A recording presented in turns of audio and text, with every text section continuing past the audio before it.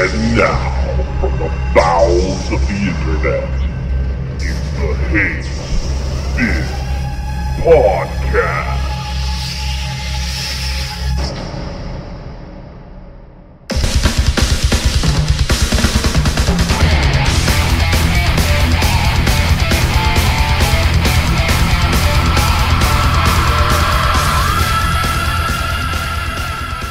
The Hate-Bit Podcast is on the air. Welcome, I'm Yellkaos. Joining me as always, the amorous Alpha Omega Sin.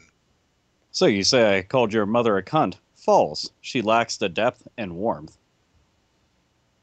Oh, the seductive sainted Magnus. Oh, you didn't know? I I don't. And everybody's buddy, fucking RazörFist. Yes, RazörFist, also a sexual maneuver currently popular with double amputees. Heyo. Heyo. Welcome to our show. We got a lot today. Well, not as much as we thought, but hey, we're just going to sit here and say fuck a whole bunch, and we hope that'll do. So thank you, and welcome to our show. Now, it's time for a discussion topic. You know that thing we do in the beginning of the show. Every single week right here in the Hate-Bit Podcast. But today we're doing something different. We're going to discuss games that we like, which you know we don't do that very often on this show. No, we're talking about movie games, our favorite movie games, licensed or otherwise. And you know who was most excited to talk all about this was the Sainted Magnus. Sainted Magnus, what video games based on movies do you like? Well, let's just start off with some of the Star Wars titles that have been adapted from movies. Yeah. Are you ready? Are you ready? There's a Super Return of the Jedi. AABBXXYYABXY. Mm-hmm. cheat codes. Given to you by the RazörFist. There we go. Right, I've always liked the expanded universe when it comes to Star Wars games. For example, Force Unleashed, Shadows of the Empire, the Dark Forces / Jedi Knight series. They've always made really good extended universe games. When it comes to actual movie games, obviously, as RazörFist mentioned, the Super Star Wars games, and he gave you a lovely cheat for that. Now, no matter what the AVGN said about the Star Wars games on the NES, they did a port for the Game Boy of the original Star Wars movie and it was fantastic. It was great fun. Even though it was hard as fucking balls to play, it was good fun. Some of the movie games I actually like.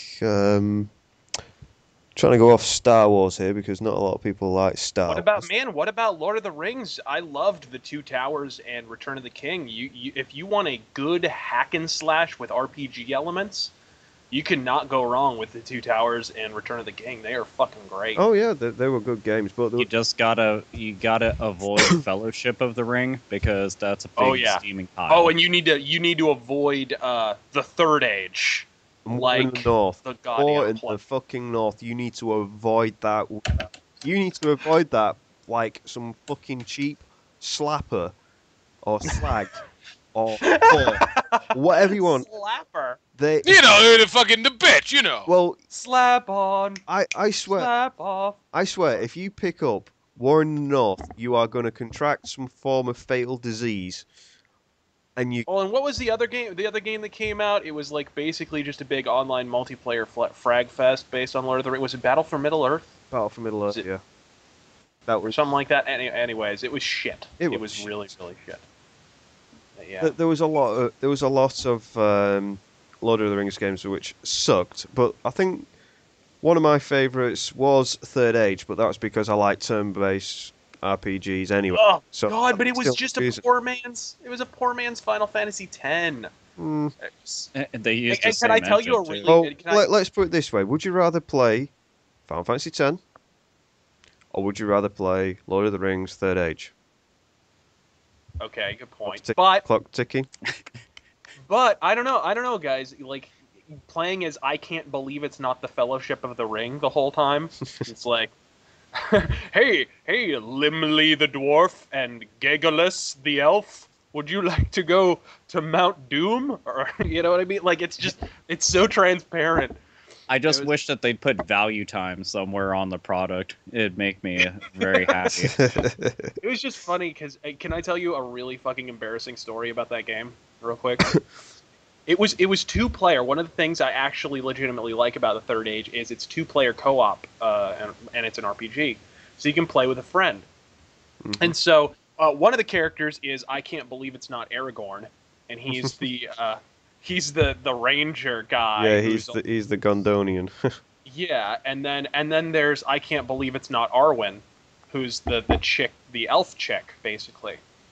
And we were playing. My friend Nathaniel comes over, and we're rocking some Lord of the Rings: The Third Age because I just bought it and I'm really not liking it. So I'm like, play it with me, suffer with me. So we're playing 2-player co-op. We hit a boss fight, and I forget what it was, a Nazgul or something, and we kill the bad guy, and then a cutscene plays, and I can't believe it's not Aragorn starts making out with I can't believe it's not Arwen. Our characters start making out, and we're like looking at each other all awkward, like, okay, did this just happen? How about those Oakland A's? Like, so this is co-op nowadays, I see. Huh. Do I have to kiss you, or could I just bail out like right now? You better hit X now for that grope scene. Oh, shit, you missed. Back to the checkpoint. Yeah, that was the whole thing. It was linear. I will give it that. It was. You should just be thankful you weren't playing Brokeback Mountain, the video game. God. You can just imagine that, couldn't you? Oh. I can't believe I made that reference in the year 2012, but hey, I'm going with it. I don't know. Well, RazörFist kept on saying, I can't believe it's not, and I kept on thinking about the Fabio commercials with the I can't believe it's not butter, and then I was like, well, for RazörFist, maybe we could put in Thor in there instead of Fabio, and there you go. The best was when those commercials turned into I can't believe it's not butter spray. It's like I kind of think it detracts from the romantic element of Fabio for him to be hawking some fucking spray. Well, I also think that the I can't believe it's not butter coming in a spray form really detracts from the credibility of it being. Yeah, butter. I mean, what is this spray on deodorant for Jim Sterling? What the fuck? How far are we going with this? No, it's sun cream for Jim Sterling. The thing is, like, whenever you actually say what it really is, it's artificial margarine spray. Now think about that. That's like the fattest fat kid thing ever. That's like one of the worst. That's like taking a warm stick of margarine and just squeezing the shit out of it. Dude, and it was always on English muffins. That's the thing that fucking freaked me out. They never and corn. They had corn and English muffins at all fucking times, and they were like, yeah, spray that bitch down. Yeah, just like that. We don't go to I can't believe it's not butter salons and shit. Man, we are sticking to the topic so hard. Yes, no. Oh yeah, so movie-based games that don't have to do with that butter. we like. Well, I'm actually now I'm going to get a Kickstarter going for like Fabio the game. Wait, we've had that, wasn't it? No. The best thing was that how he said it. He was, I can't believe it's not butter. Spray. That's the best part. You just get a little bit of sprittle on the camera lens by accident. Splay. You seem to say it as though it were a question. I can't believe it's not butter? He's not really sure. He's just like, I don't know. Not sure if what? He's asking what his motivation is. I can't believe we've just gone from video games we like to Fabio fucking... And food product. Product place. Back to Fabio. Right, here. I will go and get this shit back on fucking track. Okay, I'm gonna go and throw in my hat. Motherfucking Die Hard Arcade. Hell yes. Oh yeah. Any of the Die Hard games. Dynamite Cop? Well, yeah, okay. It is Dynamite Cop with a Die Hard license thrown on it, with a very ugly-looking John McClane. Look, fuck it, okay? It's not that big of a deal. It's still Die Hard, and if you need official shit, then you just get Die Hard Trilogy on PS1 and Sega Saturn, and there you go. That's official stuff. And it's also really good if you use the Justifier gun on PS1, because then the Die Hard 2 plays 1,000 times better, and it's actually a lot of fun. It's still hard as fucking piss, though. One of my favorite actually, one of my favorite games of all time is a movie licensed game. It came out over a decade after the movie it's based on, though, and that's Blade Runner for the PC. Oh, yes. Absolutely incredible game. Point and click mystery game with gajillion endings. Never plays the same twice.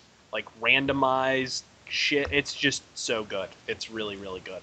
See, I'd never played it, and the main reason why I was like, I have some interest in this, because you spoke highly of it, and I saw it the other day at half-price books, but they wanted an absurd amount of money for it, and I was like, They did? Yeah, fuck Man, them. I went into half-price books in, mind you, this was in like 2008, but I got my copy for $2.50.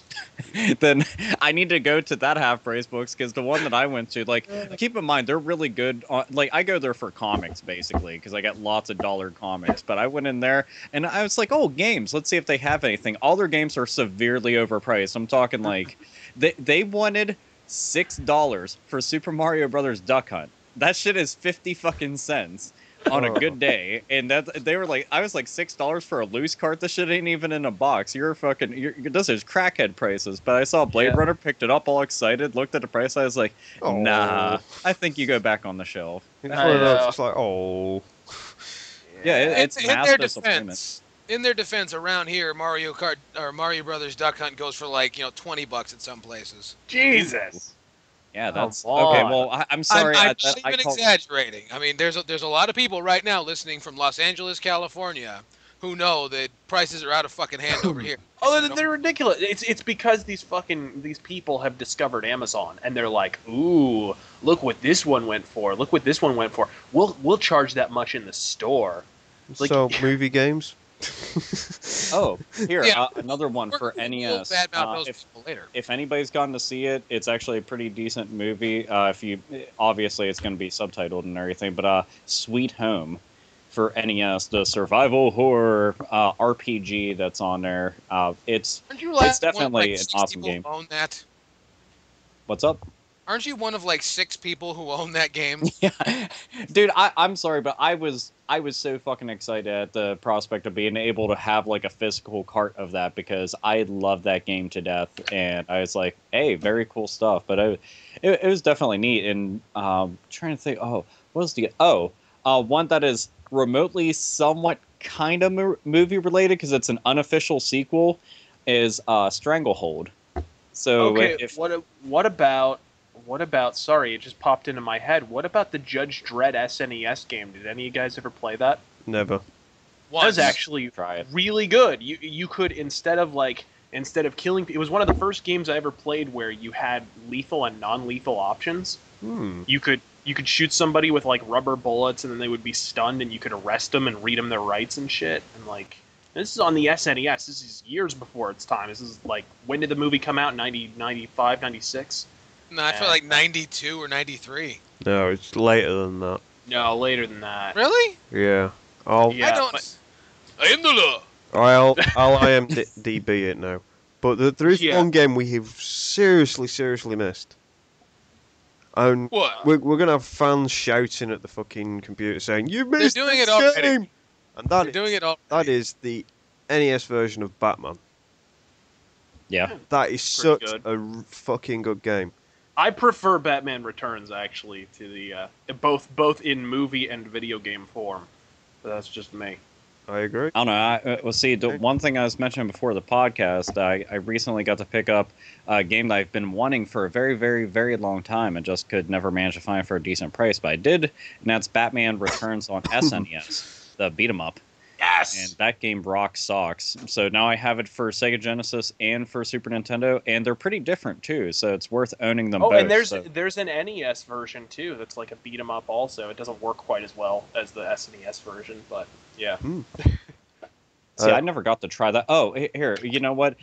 Everybody is when you mentioned the movie-based game that everybody's gonna be like, why the fuck haven't you said it? Well, the most obvious choice and most obvious candidate, of course, is GoldenEye. Oh yeah, naturally. It was fantastic, and even its sequel, World Is Not Enough, wasn't too bad. Oh yeah, World Is Not Enough was fantastic, so underrated. It was a good game. I enjoyed it. Oh, and just for the record, Judge Dredd came out in 1995. for the for Wow. the Asian version. There is one game that I discovered actually this year because I had a massive Power Rangers kick, and that was the Power Rangers the movie No kidding. on the Genesis / Mega Drive. It was fantastic. It's Pretty very good stuff.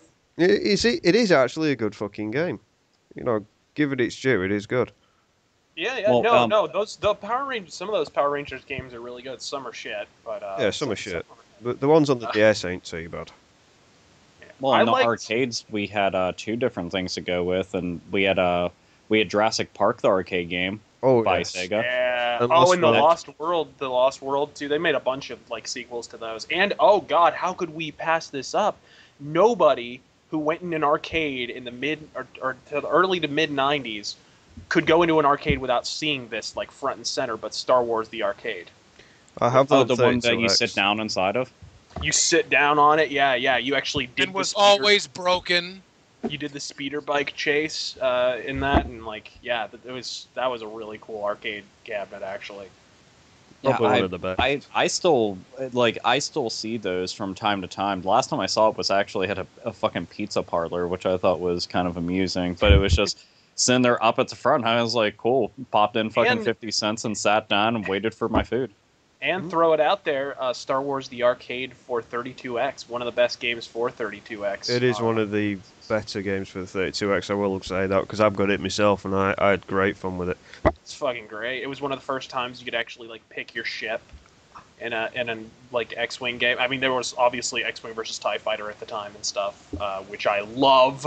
Oh, But, yes, but I just while we're on the subject of space combat games, Rogue Squadron on the 64, PC, and GameCube. All of them. All three games. They were fantastic. It's a series that they should bring back and actually, show what, Rogue Squadron was fun, but it was Rogue Squadron is like the Star Fox to X-Wing versus TIE Fighter's Wing Commander. Oh, yeah. It's like, if you want a proper space flight combat version of Star Wars, don't fuck around with Rogue Squadron. Just go straight to X-Wing versus TIE Fighter, X-Wing Alliance, TIE Fighter, whatever. They had a million expansions of this. There was X-Wing, then there was TIE Fighter, then they did X-Wing versus TIE Fighter, then they did the flight school of X-Wing versus TIE Fighter, they did X-Wing Alliance, which was actually the best version. Oh yeah, Alliance is the ultimate. Great single player campaign, unbelievable customizable multiplayer. and you could fly the Millennium Falcon, or a ship to that effect. That was the whole point of playing that game, was just to fly that ship. And before we change topic, I do have to throw this out there because it's my favorite NES game of all time. Mentioned it before the podcast, but and we took the piss out of you for it. Yeah, a lot of people hate it, but you're wrong. And it's Robin Hood, Prince of Thieves, which is also a much better movie than the Russell Crowe version. But yeah, the Kevin Costner. Why are you saying that like it needed to be said? Of course. Kevin Costner with an American accent in medieval England is actually better than Russell Crowe's Robin Hood. What the fuck? Yeah. Just Morgan Freeman. That's enough for me to make me watch that film, because Morgan Freeman. He was great in that. He is fucking God. I don't care. He's fucking God. And Alan Rickman. Alan Rickman was a fantastic bad guy in that. Great movie, but yeah, really good game. It mixed RPG and hack and slash, and kind of an isometric strategy RTS type game, all in one. You had an inventory, you had HP, you leveled up, but you actually swung your weapon in real time. It was really ahead of its time, and I played that game until my thumbs fell off. So the only downside is it's an RPG, it's relatively long, and it doesn't have a save feature. So you have no thumbs. Yeah, if you're going to sit down and play it, you better have an afternoon, which I did on several occasions. So, well, how old was you back then? I was 7 or 8. So. Well, it was 1991. You would have been. Yeah, and technically speaking, 6. I've said before that Breath of Fire is my first RPG, but really, if I'm looking back, the first game that was a proper RPG for me was Robin Hood, Prince of Thieves. So, pretty good game. Here, I'll throw out one last one just because, well, it hasn't been mentioned, and it also is one of the best soundtracks out of everything that we've mentioned, and that's Terminator on Sega CD. Ooh. It's a really awesome game. I can't beat the game for the life of me because it is just frustratingly difficult, but if you have the patience to get through the stages and everything and memorize like all the enemy locations and whatnot, it is a lot of fun. But seriously, just if you get bored, just type in Terminator Sega CD and music on YouTube and check it out because it's got very gnarly fucking soundtrack and fuck it, Terminator Salvation arcade, very good shoot 'em up. Can I just throw one last one out there which I really love on the Genesis, and that is RoboCop versus Terminator. Fucking fantastic game. The soundtrack on it is fantastic. The graphics are fantastic. The gameplay on it is fantastic. And plus, there's a cheat code where you can turn the guys into hookers and blow the fuck up, bomb the fuck up. It's just fantastic. I know it's not movie related per se. Well, it technically is. But now it is. RoboCop But back then and it wasn't. Terminator. Yeah, it's A straight up movie adaptation, and this will be the last one I bring up. A lot of people talked when Batman Arkham Asylum came out about how Batman was finally back and he finally had a good game, but that's not fucking true.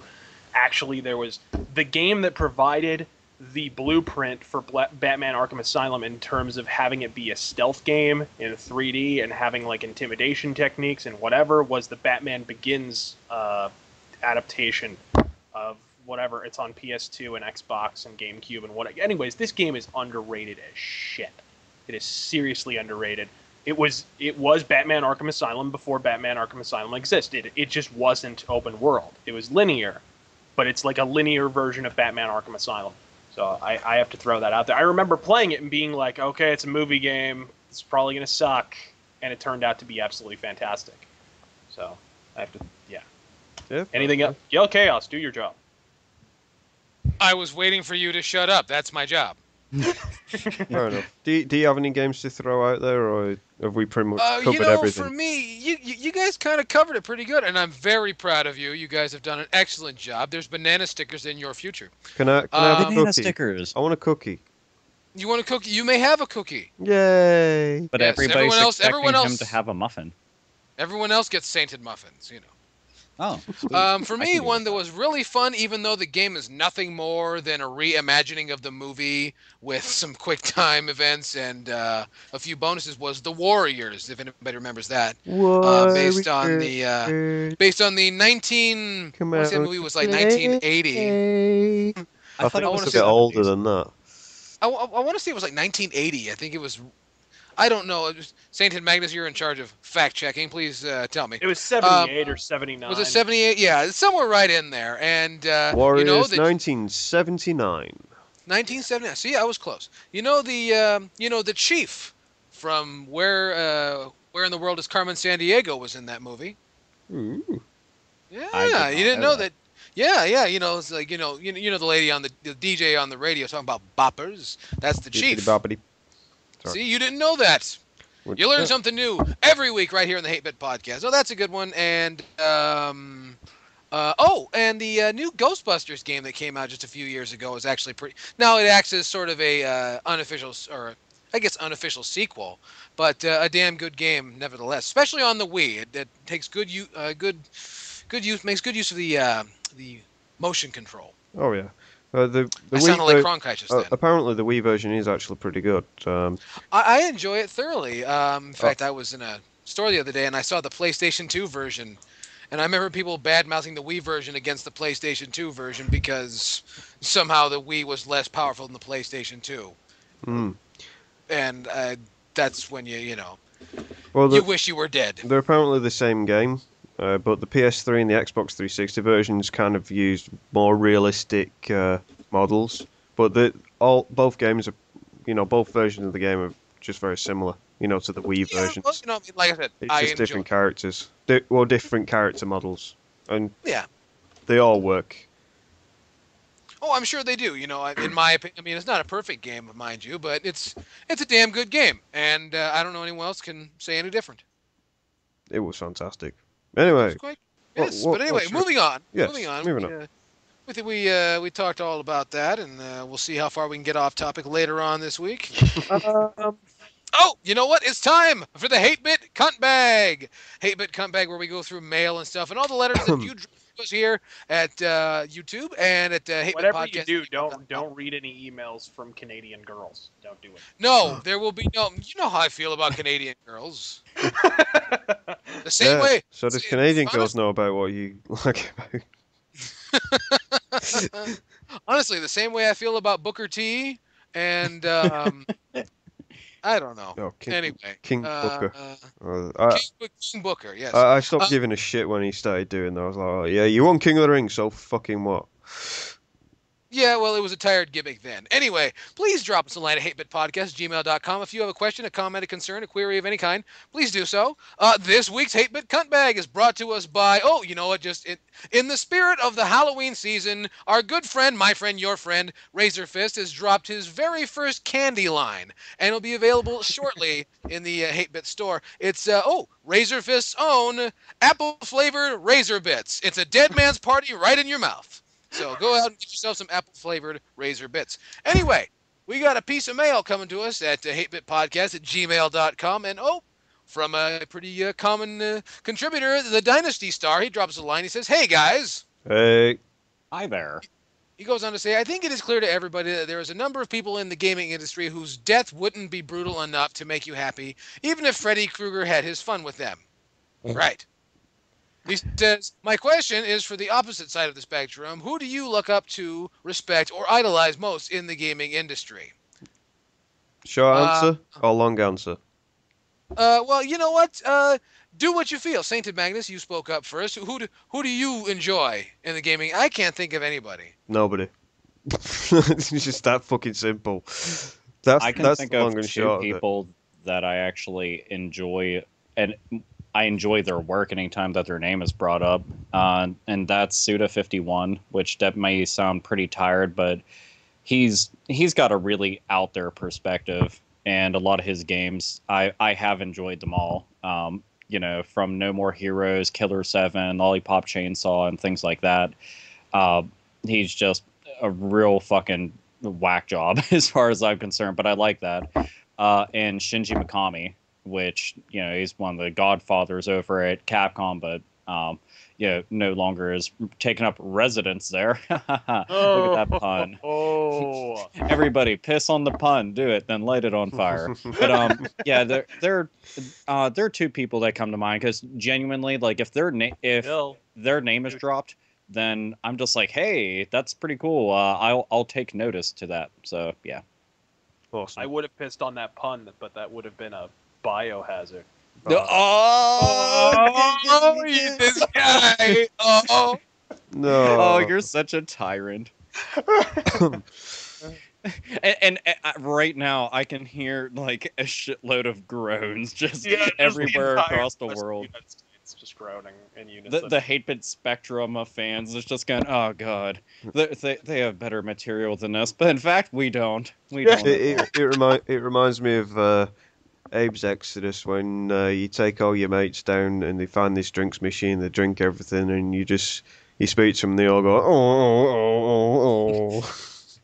I love that I like to think that we do have fans over into Abe's Exodus and Abe's Odyssey world. That would be quite nice. That would be awesome. Yeah. But yeah, those are two names there. Names, I guess I would throw Tim Schafer out there. I've enjoyed some of his stuff. I enjoyed Brutal Legend. I enjoyed Grim Fandango a lot.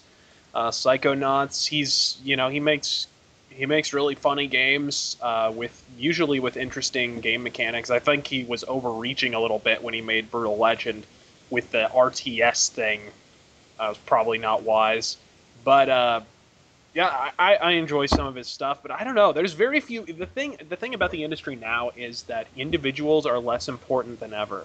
But the ones who are important are way too important. Like Kojima, I don't think anybody's going to argue that Kojima shouldn't have much less power than he does right now. If he gets any more power, he'll become the emperor. I was going to say, he basically runs unlimited power. Sorry. It's like The problem I have with Hideo Kojima is the same problem I have with Grant Morrison. Like, if Hideo Kojima were to make a Batman game, he would make a Kojima game first, and Batman would be in it. You know what I mean? Grant Morrison, he's a comic book writer. He writes Grant Morrison comics, and then sometimes Batman's in them. You know what I mean? That's kind of my problem with him. So that's sort of my issue, and that's sort of the way a lot of people in the game industry work right now. Is like the guys who are powerful are way too fucking powerful, and the guys, everybody else doesn't fucking matter. So No, that is actually very you always true. have your Shigeru Miyamoto's. It's kind of hard to ignore a top dog like that, but everybody. I'll throw Warren Spector out there for the creator of Deus Ex, and he worked on the third Thief game as well. He was at Looking Glass working on some of the like formative titles in that company's history, and now he's working on Epic Mickey, and he makes some pretty good games, and he's got more importantly, he's got a really interesting philosophy toward the game industry. And I think he's dead on. He's one of the most outspoken people against kind of fetishizing violence in video games, which I completely agree with, and I think it's happening more and more. And like, especially if you look at the advertising campaign for, say, Hitman Absolution. But he's just got a really interesting mind for the business. So whenever he speaks, I'm pretty much all ears. Chaos? Does Yellkaos have anybody you want to toss out there? Well, I have a smattering, and you mentioned Shigeru Miyamoto, and I was going to go with Shigeru Miyamoto for one reason and one reason only. For being able to look happy no matter what piece of shit, piece of software or hardware he is being asked to hawk. He always looks fucking... I don't think he can unsmile. Seriously. I don't. I'm pretty certain there is a sniper rifle pointed right at his fucking head anytime he has presented something, and he's just yes, this wonderful. Like, remember, was it E3 a few years ago where the big fucking thing was connectivity between the GameCube and the Game Boy Advance, and he was just he was just ecstatic. I think they're going to kill him if he didn't sell that the right way. Anybody who could act happy while they're unveiling Wii music. See, you've noticed. You're either high on Thorazine or you're Shigeru Miyamoto. Like, well, who's to say it's not half of one and half a dozen the other. And then who else? Who I love. Wouldn't say I admire or idolize this person, but someone that I really appreciate being in the video game journalism industry, being in that side of things. I really appreciate Jim Sterling, and I'll tell you why. Because he makes me feel so thin. That is all. That is all. No, just while we're on Miyamoto for one little second, I think I figured out why he's always smiling. Is it his Meg Ryan haircut? No, I think what they've done is they've got somebody to just stick the foot up between his shoulder blades and just grab each side of his fucking lips and just pull them and then peg them to the back of his ears. I think it's done with fishing line myself. It's possible. I kept on thinking of the Hellraiser hooks with chains and everything, and he's walking around like that, being a bitch to the Cenobites and whatnot. Yeah, he's probably saying really horrible shit, and like Bill Trinan is just making it sound all happy, but he's really saying, "I curse America and you sons of bitches, and I want to retire." Think about this guy. He is a guy that announced his retirement and almost sank a fucking company overnight. I know. What was it? Fucking Nintendo stocks dropped. Like Nintendo stocks just dropped as soon as Miyamoto said. It's like, I think I'm gonna go home. No. You couldn't put it any better. That's the way it felt. Anyway, it felt like a dead man's party right in your mouth. So that was good talk. I appreciate that. I thank you guys for your input. We have more mail here, right here at YouTube, at our YouTube inbox, and it comes to us from frequent contributor Lupacillo. Lupacillo says, "Greetings, Hate-Bit Heralds. Oh, I hello wholeheartedly again. with Chaos Rant last week about cooking." Oh, god damn it! I should have read this first. Blah, blah, blah, blah. Okay, he says, "I am sick." Oh, I should neglect to mention the subject title, or in his for his email, he says, "This retro craze has to die before I commit infanticide." So, we can go from there. He says, I am sick and tired of this retro, he uses in quote marks, craze, taking a huge, vile shit on my childhood and teen memories. I see these hairless 12-year-old kids thinking they're edgy playing older games, but what is considerably worse is when these little snots write or film reviews and criticize old games because the graphics are unimpressive. Motherfucker, these little mouth-breathing pukes who were born after the internet was invented have no idea what a good video game is all about, and they suddenly think they have the knowledge to tell a quality game from a shit pile smeared with maggot juice? I can go to my Sega Saturn right now and pop in Dark Savior and be blown away with what they could accomplish with 1 megabyte of RAM and a 320 by 240 screen resolution. These little faggots are a good reason abortion should be legal. In fact, every newlywed couple should get a free Hate-Bit home abortion kit just to make sure. So, in conclusion, if you weren't born and didn't grow up with older games, don't try to review them because you have no idea what you're talking about. Once again, thank you for the weekly assaulting our ears. What do you mean? What do you mean? You can spend 10 minutes on Wikipedia and immediately know everything about gaming, right, Irate Gamer? How'd you know YouTube? How'd you know YouTube got started, man? Come on, that's what it's about. Real quick, I want to just go ahead and say that is one of my favorite letters we've ever gotten. I duly appreciate that. I wish we had an award ceremony for letters. Yeah, I literally would put it up there because I come across it all the fucking time. And the problem is that there's people playing retro games because they're old, not because they want to play a video game. They're like, yeah, I'm playing it because it's retro. It's now labeled in under a specific category, so now they're going to play it because that's different. No, just play video games. I don't go and watch movies because they're old. This one came out in the 70s. How retro. Oh, man, I'm watching Car Wash. This is so wacky because it's so old.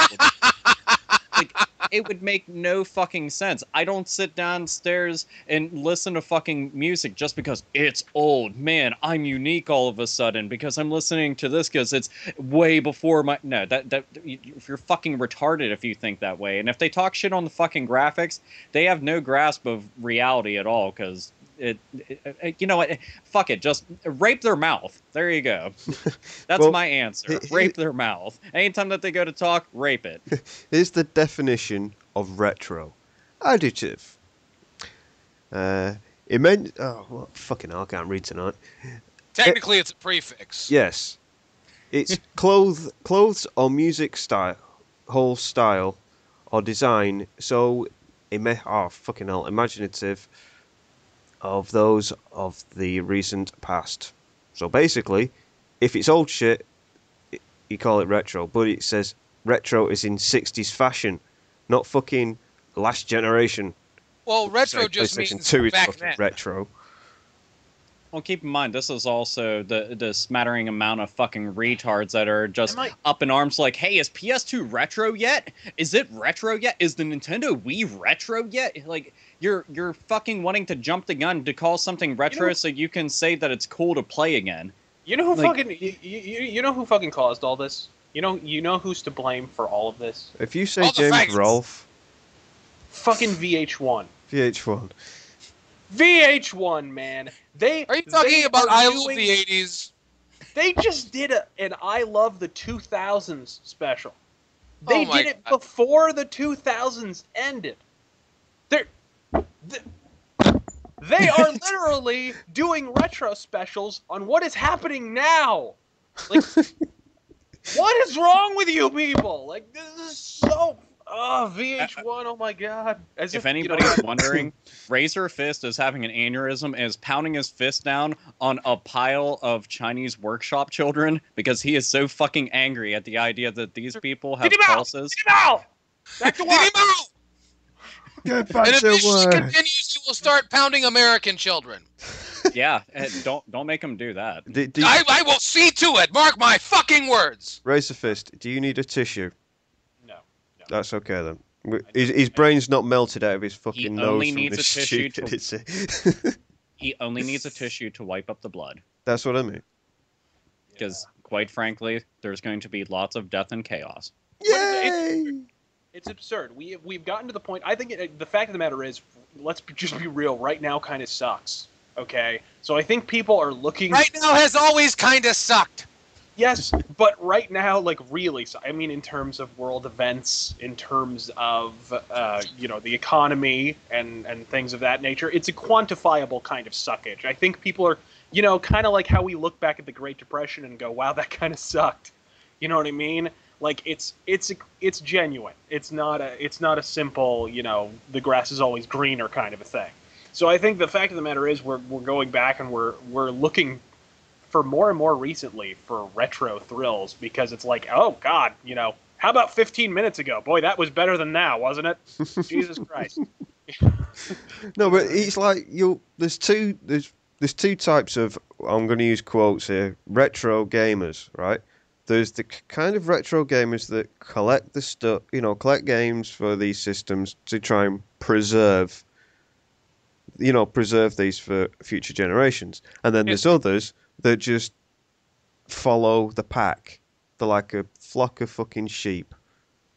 They're thinking, oh, that guy plays old Nintendo things. I'll buy some of them, and then they buy the system, stick it in the cupboard, and then it never gets fucking used again. Yeah. There's tons like that.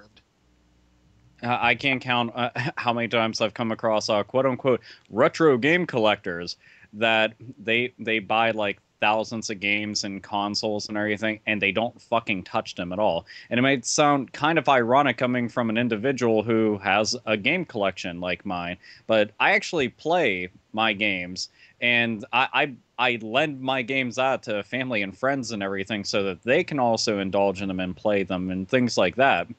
I can't understand or grasp the concept of somebody wanting something just because it's old, just for the sake of having it, when it's a form of fucking entertainment. It's like buying a book that you don't read, or listening to CDs or getting CDs or fucking LPs that you're never going to listen to, or some shit like that. It would just be retarded.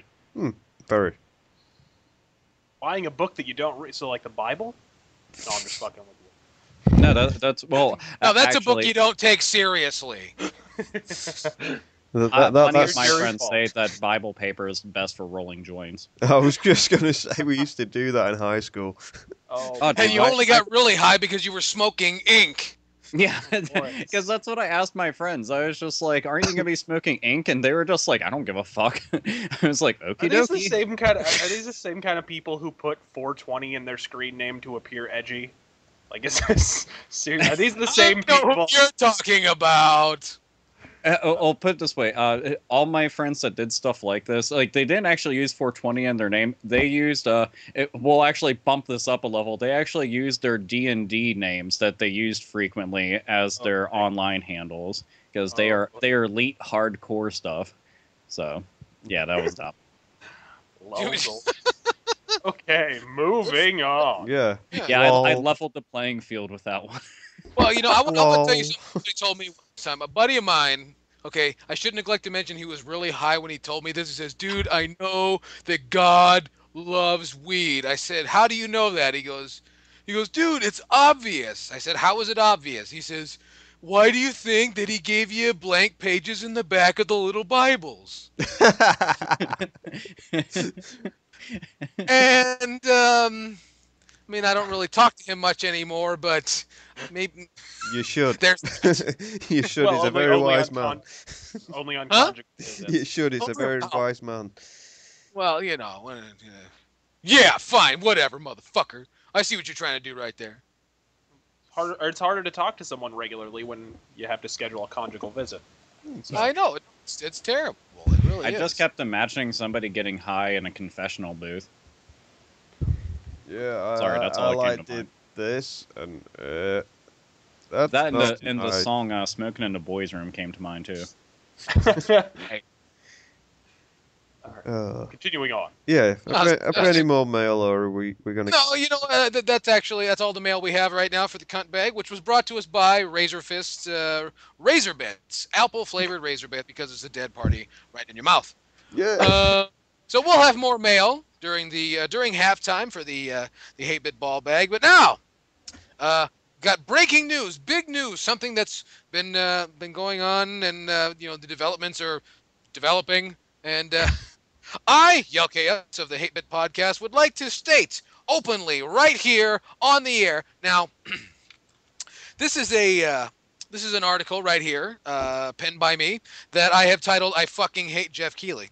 But I want to share with all the haters out there. You know, I dropped something on our Facebook a little while back after watching an interview with Geoff Keighley, and I want you to know, from me to you, I wholeheartedly endorse such practices as I don't really know. I don't know Geoff Keighley personally. In fact, I've only recently become aware of his work and what it is that he does, but I really want to knock his fucking teeth out all over his mother's clean kitchen floor. I really want this fucking guy to die slowly. And when I say slowly, I mean over the course of several weeks. I fucking hate this little fairy, and if anybody needs a jackknife powerbomb into a not-so-giving floor, this is the cat. Fuck this guy. This motherfucker made me like Reggie Fils-Aimé. That's how much I hate this cat. He made me like Reggie Fils-Aimé. Oh no. Anyway, I don't know if you need to you punch hate him. Geoff Keighley. Like I said, I've never known that somebody could have two lazy eyes before I saw Geoff Keighley for the first time. Like, what the fuck is going on with his vision? He's talking to everyone's boobs. Oh god. Yes. Oh man, and he always sounds so enthused, doesn't he? He's always, "Hey guys, welcome to the bonus round." You know what I It mean? always seems like he just got done taking a fucking bong rip out of a gas mask. Just It always seems like he toked up a storm and then drank the bong water. Like, yeah, I was like, wait, we're doing a television show? Oh. I Like better ask a bunch of questions really fast that'll never get any answers because I don't allow anyone any time to answer me. This is true. Wow. Sounds familiar. Yeah, oh. Oh. And then after, I just, have you seen the way this cat dresses and he has the nerve to think he's cooler than anybody else? what do you mean having a popped collar? Oh, hey guys, I'm wearing a dress shirt, but it's popped open. It's classy casual, is what it is. Like what This the? is- fuck? It's 1970s hanging out burger meat. Like what are you like? Who the fuck dresses like Rick Astley in 2012? Like what the This guy. motherfucker? It's like they shot some electrodes into an AIDS germ and out came fucking Geoff Keighley. I don't know what the fuck is going on Yeah, here. like, is he the guy that's behind the whole, yeah, we need an LL Bean game for the Xbox 360? This guy, I mean, I'm not sure. and then of course, for anyone who ever saw the meeting of the minds with Geoff Keighley and Angry Joe at the 2010 Video Game Awards, I believe it was the Please tell us 2010. all about it. I forget, but it's a train wreck. It was one where Yeah. he got so excited. I got an interview. Who's this jackass? Who's talking to me with this stupid microphone that He's absolutely like, makes I have fibbly sense whatsoever. Did you bring the bean? subscribers. So yeah, Angry Joe, he basically he scores an exclusive interview with Geoff Keighley, which you know what it probably happened is he shot him an email and he was like, I have 20,000 subscribers on YouTube. I'm important. Have an interview with me. And of course, in his mind, Geoff Keighley agrees. He's like, whatever. If I have time on the red carpet, we can talk. In Angry Joe's mind, he was thinking, oh, God, I've got an exclusive Algonquin roundtable with Geoff Keighley. Like, this is going to be great. I'm going to be Barbara Walters. This is just... And so he gets there, and he thinks that Geoff Keighley's being dismissive, which of course he is, because look who he's fucking talking to. But he nails him on the MMO category. He says there should be an MMO category at the video game, awards or whatever. And, he's got a legit argument there. But then his impetus for doing so is he says that Final Fantasy XIV came out that year. To which, and by the way, he didn't even say Final Fantasy XIV because Angry Joe, that's the kind of research that cat does. He didn't even know that 14 was the name of the game. He just said Final Fantasy. And Geoff Keighley was like, wait, a Final Fantasy game came out this year? And Angry Joe says, oh, you're right. It didn't come out this year. What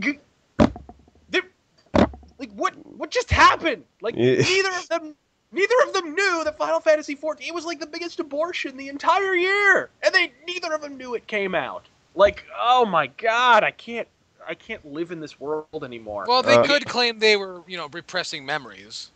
I know I did. Yeah, and I think RazörFist is already second aneurysm of this episode. Oh yeah, no, he's got that big bulgy vein right there in his neck. Oh, that's big. That's what she said. Hey! I had to throw that out. I can't believe that made it to the other side of the pond. God help us. Anyway, yeah, Geoff Keighley. I really want someone to put bamboo shoots under his fingernails, and hit him with a car, really slowly, over and again. I would like for him to be run over by a tank over the course of 10 hours. No, wait. I would like him to be bound, his feet bound to his legs, rolled down an escalator going up. This is getting really kinky and specific. This is really getting freaky here. Yeah. No, I'm gonna leave it at escalator. I would really like for him to be wearing a schoolgirl outfit and sucking a lollipop. What? No. Like. Hey, wait. You went there. I didn't. The real question is, where is the lollipop? Lollipop, The better question is, what brand of eyeliner is he wearing? lollipop. The sooner we know that, the better off we'll be. Anyway, I hate Geoff Keighley, and so should you. I think we all do now after this little All section. right, I'm probably going to jail after saying that, but hey, what are you gonna do? It's okay. Just don't drop the soap. No, I'll try my best. News, big news. Sony severs ties with Lightbox Studios and returns later that afternoon to destroy them.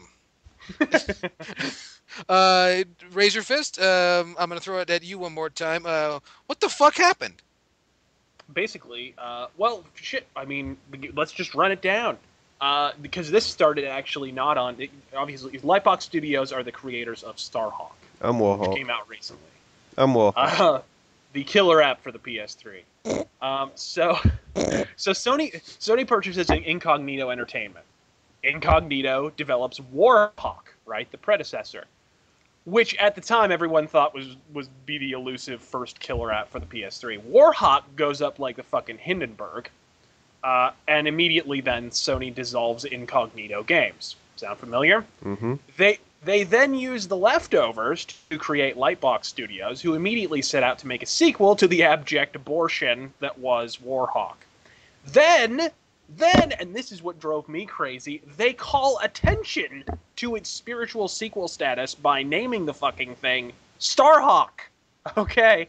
So, and we all know how the story ends. Starhawk ultimately made Warhawk look like a fucking success story by comparison. So what does Sony do?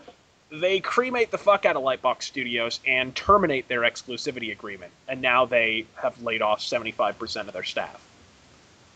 And I don't know. This is exactly why I detest Sony. I hate to go off on a rant here, but like, No, you don't. I'm just waiting for the moment when people are going to say, when is Sensei Magnus going to say something stupid about No Sony? one says that. No one ever says Oh, that. yes, You're they lying do. to yourself. Yes, they do. I've read the comments. But this is exactly why. Then you should know they hate you. So, fuck them. And Sony 2 at the moment. Mr. Fist, please give us the hatred, please. I think the reason why I hate Sony so much, ultimately, this is one of the main reasons, is because if you're a developer who works exclusively as like a first-party Sony developer, then okay, best possible scenario, you wind up making games that sell well, but would have sold over twice as well if they'd been available across all platforms, right? And worst case scenario, they stick you making first-party Vita titles that 2 fucking people will buy, and when the game inevitably flops, you're dead! They reshuffle you into another sweatshop development studio hawking shitty PSP titles in fucking developmental purgatory. I mean, even the most... I'm sorry, go ahead. Just like Rare. Exactly, and that's what I'm also making that point. Even the most successful first-party developers, both for Microsoft and Sony, like Naughty Dog, for example, they wind up with half the profits they would have secured otherwise. Naughty Dog could be bigger than Movie Bob's Twinkie budget, like Treyarch fucking huge, but Sony keeps that shit on a short leash. I'm not saying Microsoft hasn't done it, like I said. In fact, I'm actually saying the exact opposite. Microsoft absolutely has. But the difference is, Sony was doing it before Microsoft even had a fucking console on the market. Sony's been locking talented developers into exclusive deals that invariably benefit exactly one entity, and that entity is Sony. So that's my real problem. It's more business practices, which in recent months has actually it's shook my support for Sony. It's just, it's hard to look at this situation and think like, oh, okay, they got a fair shake. You know what I mean? Like they had to make Warhawk. Sony told them to make Warhawk, and then they're like, well, that was a piece of shit. Later, guys. And they were like, okay, now make Starhawk. And when that was a piece of shit, now they do the same thing. It's like you got to feel for the developers in this case. Yeah. You know, and some people like Starhawk. I don't know. I've heard good things about it, surprisingly. But Yeah, it was really great once you loosen your pants. Yeah, once you realise it's download. But yeah, well, that's good to know, RazörFist. We know that you hate, and that's important. I rant Anyway, where I am. yes, there you go. Sainted Magnus, you had something to say about the new PlayStation Store. It's having a bit of an identity crisis, you say? Well, I think, Sony, as we all know, with their infinite wisdom, decided that they'd go and copy Microsoft with their download store. The new PlayStation Network Store is now rebranded as Xbox Live Arcade Store because it looks fucking exactly the same. Ironically, at the exact same time that Xbox Live updated and changed their look, There we go. which is hilarious. So, yeah. Hilarious. So, Sony Xbox 363 are all The PS360. the PS363. Yeah, it seems to be having an identity crisis at the moment. What is this about the Mazda 626? Since when did we get into cars? I don't know. I just heard a bunch of numbers, and please go on. Subtle hint. Sorry. New phrase. Such. Yeah, so one example of the whole stupidity behind this is, as we know, there's Netflix on consoles, right? It's £6 a month in the UK, whatever it is in the US, $8, something like that. And they've got like Red Dwarf, they've got Top Gear, they've got Doctor Who, and all the regional shows in there. They've also got Homeland and other things like that that have been pretty big. And you can watch them whenever you want. So Sony thought it'd be a good idea. We want a piece of that. So they've got exactly the same content. So take Red Dwarf, for example. They've got the first 8 seasons, and they've decided that they're going to charge you for every single individual fucking episode at say £1.20 an episode. Boy, that sounds really familiar. Yes, it does. It sounds like an EA practice. It sounds like 360 actually. Sounds like 360 as well, yes. So you paying like £7 just to watch one season of Red Dwarf, when you could pay £6 and watch all 8 seasons of Red Dwarf. Yeah, but the real price is that you have to watch Red Dwarf. Oh, I'm just fucking with you. Sorry, I just wanted to be a dick. But It's okay. You do that. You do a good enough job of that off camera, and off camera, and in your car, yeah, and on the street, and looking at yourself in the mirror whilst putting the RazörFist eyeliner on.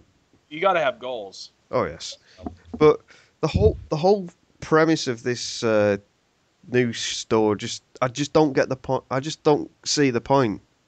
The old one was just fine, and they say, "Oh, we've improved the search and we've made it user friendly." Bollocks, you have. A friend of mine was looking for Tekken DLC for Tekken Tag 2. Could he find it? Not without going through the exclusive tab. Ugh. You couldn't actually physically search for it because it just wouldn't come up. Good times. Yeah, so I, for one, have no faith in this new marketplace, and I would like the option to go back to the old one because I think the old one worked a lot better than this one does. It didn't work as good as what they hope it will do, but what the hell. And a lot of people are calling them on their bullshit too, because keep in mind that a lot of people have fucking tagged Sony for pretty much playing Me Too games whenever it came to the PlayStation brand. And with this update and the cosmetic change to the store, the PSN store is now just, the PlayStation/dashboard. PlayStation dashboard.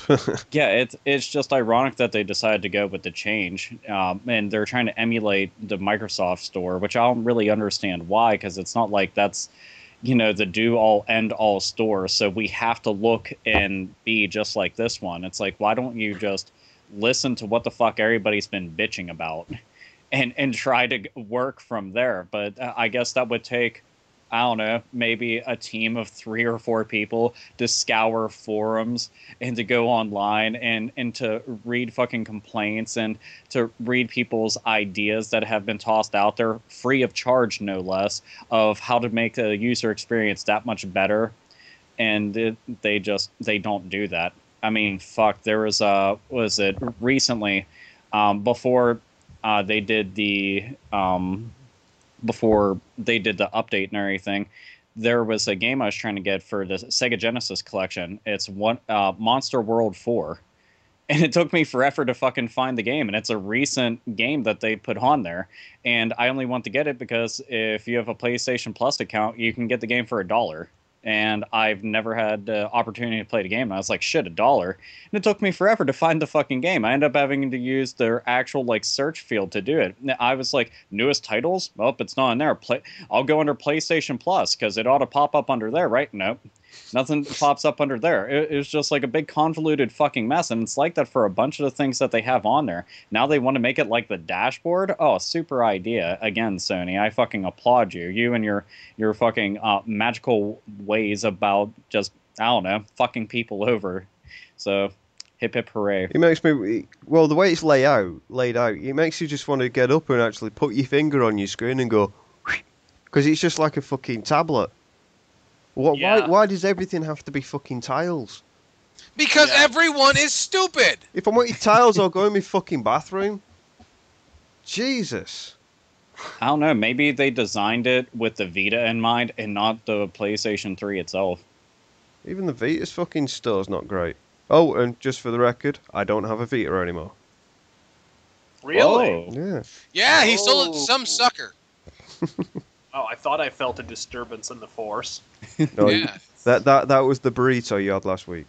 Oh, Oh, damn it. it was definitely Well, they do have- disturbing. Know that. Yeah, and speaking of Sony, while we're still on Sony, what's the fucking deal with this fucking 16 seconds of fucking advertising? It's big news. My. What are they trying to do? They're trying to turn themselves into Microsoft totally and putting ads on everything? Yeah, pay $40. Here you go. Have a fucking advert. Oh, thanks. Sounds like RazörFist's sense of well-being just imploded. I think he's losing the will to live. Losing. Yeah. As in lost. Okay. But are you talking about that 16-second fucking bullshit viral? I think he's Michael 2, the sequel. Alpha? What do you think it's advertising? One, I think that it really is just going to be PlayStation All-Stars. But, I mean, the thing that I can't wrap my head around is why major websites are calling this news. They exactly. show off... Why is IGN having a series of articles on this? IGN are getting desperate. That's what's fucked up. I mean, okay, look.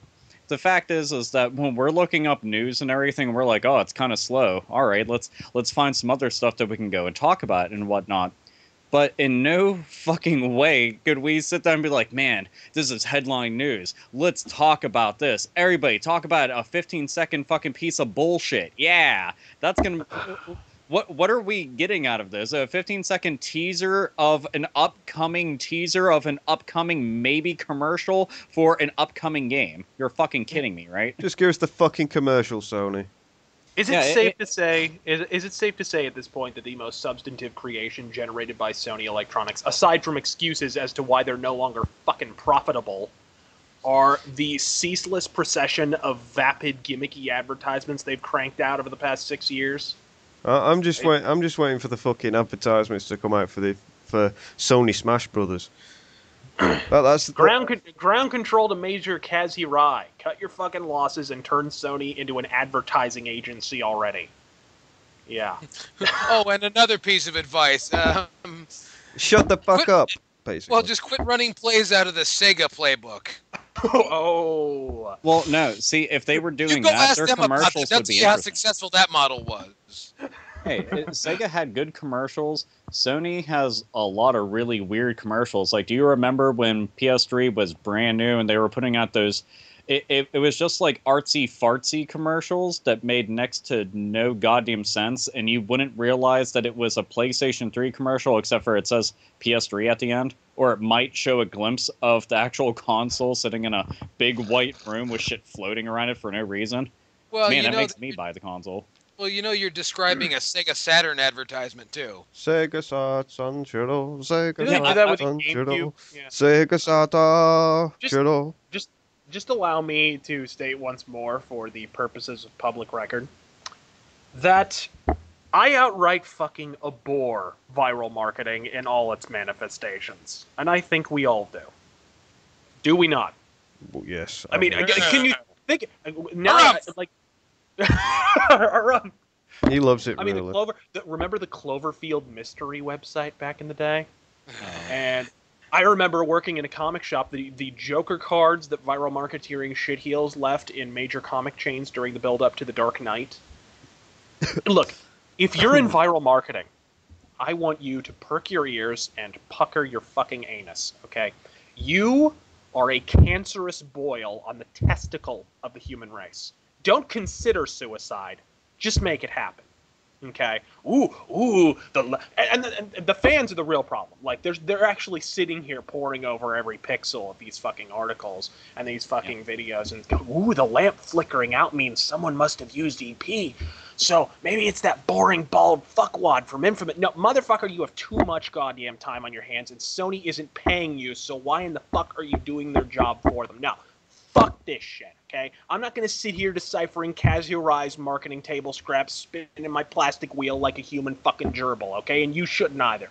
So whatever the fuck Sony was trying to advertise, you can officially put me down as not fucking interested. As far as I'm concerned, it's been permanently replaced in my memory banks with a commercial for, I don't know, fucking Ovaltine or something. Fuck viral marketing. All right? And fuck Ovaltine while we're at it. He's RazörFist, God fucking speed. There we go. Bosco! Sorry. It does make sense though. It's one of the, it generates fucking interest for all the wrong reasons. That's one of the reasons why I fucking hate the way that they're going about it. Like, if you really want to capture my attention, just make a good fucking game or make a funny commercial. Like, if you could make a half decent commercial instead of one with like insert random AC/DC song, and then just play clips from the fucking game in slow motion and whatnot, and then just Yes, end Trey. with whatever the fucking street release is for it. Way to fucking go, champ. But with shit like this is even worse, because it's like, all right, well, we're going to have a teaser for something, and then everybody's going to be like, oh, I bet it's going to be this, I bet it's going to be this. And everybody's always trying to figure out what it's going to be, and it's never anything interesting. It's always something that's been previewed to fucking hell and back. It's never some exciting reveal, because they've already showed off all their shit at all the major conventions and everything, so you're not going to be shocked or awed. So why the fuck do you even care, people? Why? It makes no fucking sense. Like, it's just fucking hell, man. It's they're treating us like fucking. That's what I don't like. It's condescending. It assumes. Yeah. It assumes. It's also fucking- inefficient. It's almost insulting, to be fair. It is insulting. It's like getting news, comparing getting news from a close friend or getting news of an incident from your dog. It's a bunch of loud noise. Hey, what? There's a thing. Well, what about it? It's here. Yeah, and the you worst know- part about it is, like I said, it kind of works because people will legitimately pour over this shit and wonder what it is, and they're like, and they did, dude. Did you read the comments section on those fucking editorials? It was just like, You gotta be fucking kidding me. You people are actually arguing about what something in the background on a wall might mean. Like, what the fuck, what do we man? have, Like, like- I hope you're getting your fucking hose fucking sucked on a little bit while this is happening. Because I'm there's hoping, no like- reason you should be dedicating this much time, effort, or fucking thought to it. Like, your brain should be better spent doing anything else right now. Like, what do we have? Like 18% unemployment in this country? What are we you could be out, like, you could be out getting a job. Like, you could be out That doing- depends heavily on what news network you listen to or watch. Fair enough. It's I questionable. mean, the point is that this is like one of the most tried and true fucking gimmicks that big companies have been doing for years to go and generate interest in something with mystery. Oh, like wave your hands around and just call it illusion and shit.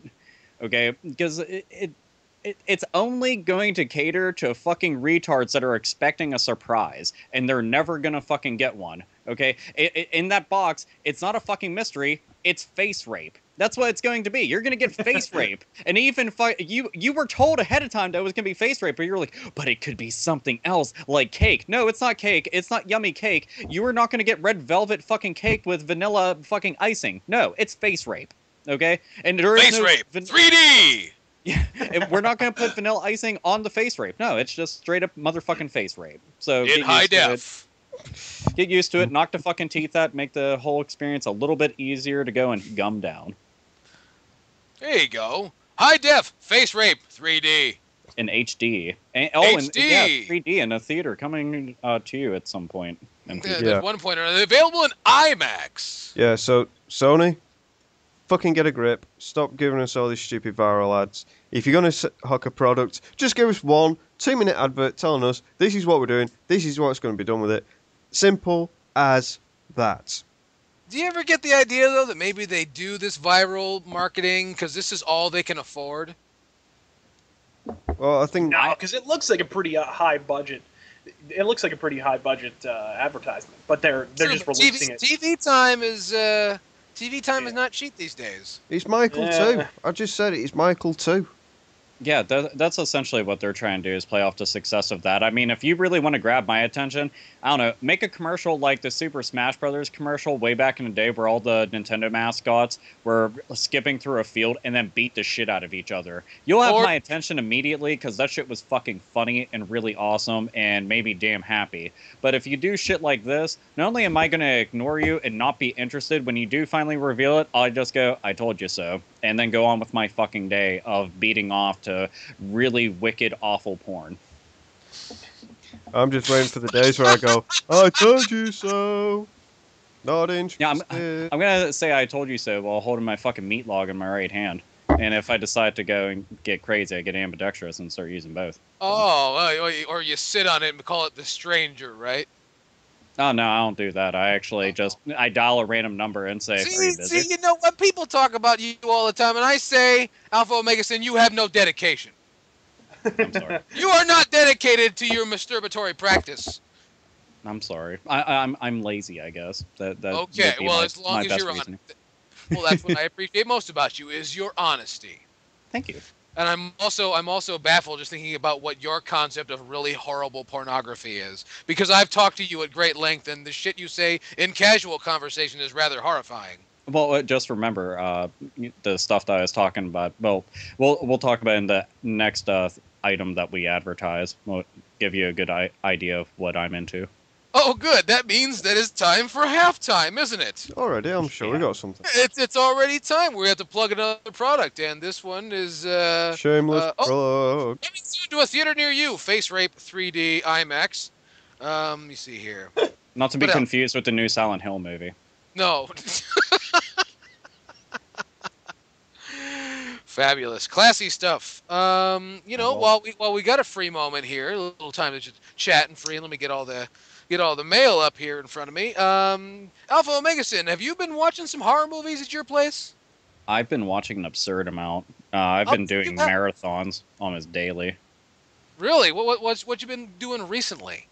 Let's see. What was the last couple that I ended up watching? Day of the Dead and the original Night of Living Dead, because I had another George Romero. I had a George Romero night where I watched Dawn of the Dead and the Night of Living Dead remake. So, and I know Day of the Dead isn't a Romero film, but still, was trying to keep with the whole zombie theme. Or not Day of the Dead, Return of the Living Dead. Sorry, that's what I meant to say. Day of the Dead is a Romero film. But, and it would be very, very shitty of me to go and mess up something Romero-related, since he's a hometown hero. Whoa! Is he really? Yeah, it's a Pittsburghian. Him and I think he's also like the most screwed over director of any director in American history. Yeah, he's unfortunately just he deserves a lot more credit than he's got, but at the very least he has a faithful fan following that's relatively underground, I guess, and faithful. So that much he has working in his favor. But true, but you are aware that apparently he has not made anything in royalties for the original Night of the Living Dead ever. I'm not too surprised, because you can find that anywhere and everywhere. Like I remember seeing it on like if you look it up on DVD, there's like a billion different versions of it, and I'm not talking like, oh, this one's a director's cut, this one's a limited edition. No, I mean like it's distributed by a bunch of different people. On top of that, you can find it on YouTube for free as an official upload. Like you can find it anywhere and everywhere. Domain. It's in public domain. That's just fucking crazy to think about. I don't know, but the story goes, when they were going to copyright the film, somebody filled out the paperwork wrong, and apparently it was only to last until the end of the year. The movie, I think, was released in November. Anyway, the year came, the copyright expired, and the movie immediately slipped into the public domain, and he has never made a dime. That's why you find it everywhere. This is a really depressing story. Yeah, I was gonna say, watch the remake of Night of Living Dead, because that one's really good. Normally, I don't like remakes. I've only seen chunks of it, and I don't know why. The color thing bothers me. It's I mean, dude, the dude that plays Ben is the same guy that played Candyman. That alone warrants a watch. Plus the makeup effects in it are really well done, because I mean, the original was like fucking forever ago in black and white and shit. But this one, they've got some good makeup scenes for the zombies and everything, especially the close-up shots. But it's just, I don't know, it's really, really good. And considering the fact that Romero and Savini were both working on it, that it's not just a random fucking a cash grab or something like that. It's pretty damn faithful to the original and builds upon it. So it gets my approval. Yeah, it gets the Alpha Omega approval. It's funny you brought up Romero and Savini, because what's been going on at my house this week? We've been doing Creepshow. We did Creepshow and Creepshow 2 the other night. And I know Creepshow 2 is a little more loose, but Creepshow, Tom Savini, George Romero, with the writing of Stephen King. You can't go wrong. No, that's one of the best. I've been watching that since I was little, and I still remember having the Fangoria magazines that were showing off some of the stuff on how they did certain scenes and everything, and it was very cool behind the scenes making stuff. But it was those are fantastic movies. But I implore everybody to see the first two if you have not. But if you see the third movie, the third Creepshow, avoid it like a fucking plague, please, by all means. And don't watch it because it's like, oh, I bet it's so bad it's good. No, it's so bad that you'll go, wow, I wasted like 2 hours of my life. Why did I not heed his warning? You will contemplate suicide. Yeah, you'll contemplate suicide by cracking the fucking DVD in half and jamming it into your throat. So just don't. Trust me. There you go. Lovely. And, before we move on, I just wanted to say, Alpha Omega, you've not seen Creepshow recently? Fuck. It's been a really long time. I think legitimately the last time I watched it was on VHS. Oh, well, that's a while back. But Leslie Nielsen was in that movie. Oh, yeah. He's got one of the best scenes, just him flipping out at the at the beach and everything. Just talking to Ted Danson. Yeah, I want to say this. Honestly, from me to the entire audience, I want to say he scares. I've never thought that Leslie Nielsen, Mr. Magoo, would scare the fucking shit out of me, but he does it quite well. So if you want your shit out of you and onto the floor, Leslie Nielsen in Creepshow. So, Yeah. what about RazörFist? What have you been? Have you been watching anything horror related, or are you saving it all for Halloween?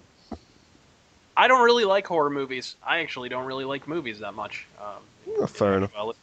So Unless they have biceps and machine guns. Well, I was gonna say, Oh. is there a horror movie that you do like that you can think Rock and Roll Nightmare. No, I do like that. of? But that's I a do different like that kind of movie an horror awful movie. lot. That is a good horror movie. But I love Puppet Master 3. I love. That's definitely one of my favorites ever. You gotta I love Poltergeist. I love Nightmare on Elm Street 3 Dream Warriors because Because Dawkins, right? Dawkins. And and also Friday the 13th, was it part 6 with Alice Cooper? Sorry, Yeah, got that's it. part Gotta 6. The Man Behind the Mask, dude. That's one of the best fucking tunes ever. Yo with your baby. Oh, yeah. And they actually played that song in the movie, which I didn't catch that until this year, which is fucking crazy. Whenever they first pull up in the truck, that's what's playing the entire time when they're unloading it. And I was like, wow, that's fucking awesome. But it's played so low, it's easy to overheard look. Yeah. So I like that. I'm not a big horror guy at all. Oh, Hey, at the very least, you have very good picks, so that makes me happy. And and one random thing, I've been dying to get a hold of one of the Blade dolls from Puppet Master, like the Yes. legitimate ones. I think it's Full Moon Productions or Full Moon Toys, something like that. But they have a relatively large, full-scale Blade toy. And Blade's for anybody who hasn't seen it, he's the one wearing the black trench coat, the hat, and he has a hook and knife for a hand. But and he's got blood on him. And every time I see it, I'm like, man, that's awesome. But on eBay, they're like over $100 a pop, and I'm like, nah. And I saw one recently at this one store. It's been there forever for like $75, and I'm still really considering it. I think it's a lot of money to throw down for something like that, but I've wanted it for fucking years now. But it's pretty damn cool looking. So yeah, Puppet Master, major fucking horror hard on, For that kind of cash, that goddamn thing better fix you a fucking sandwich. or at least cut it for you. That'd be nice. that's true. There you go. He's got the hook. He could catch you a fish. It makes me wonder if the knife on there is sharp. If it's not, I'd actually sharpen it and everything in case somebody like fucks with me while I'm holding it. I'd be like, "Ha my stabbing knife!" It'll be funny when we come into the podcast and we hear this scraping in the background.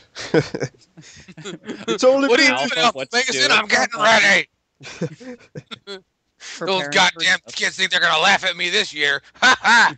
Yeah, and as for me, I'm going to be quick with this. I'm going sci-fi horrors, so it's going to be So Alien. like school reunion. Yeah. It's going to be Alien. It's going to be The Thing. It's going to be. Event Horizon. Oh yes, most definitely. I love that film. One of Pretty good movie. Yeah, I should have thrown Alien out there. Why the yeah, fuck? Aliens. Well, I think If you're gonna Alien. watch something Alien- else- Hey, Aliens is not a horror movie. Alien 3 was good though, because that, if you think about it, they're trapped and they're on their own and they've no weapons of.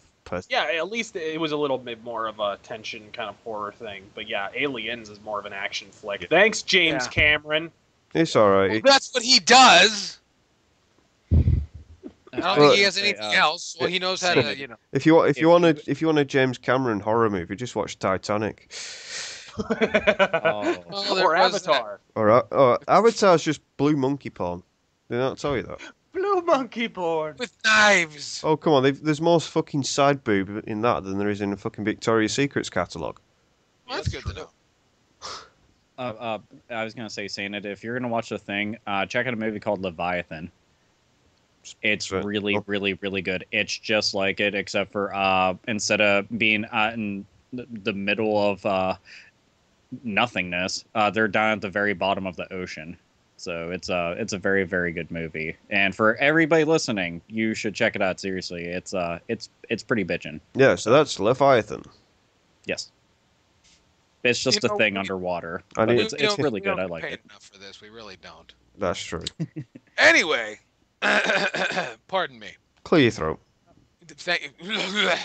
Yeah, Yeah, see, classy shit right here on the Hate-Bit podcast. now you We sound got like a classy Brit. Now you sound like We a got classy this Brit. mail coming to us. Oh, I forgot to mention. Here is the Hate-Bit ball bag, which is this week brought to us by the Hate-Bit podcast. Make your own slag kit. Now, right here it says image not available.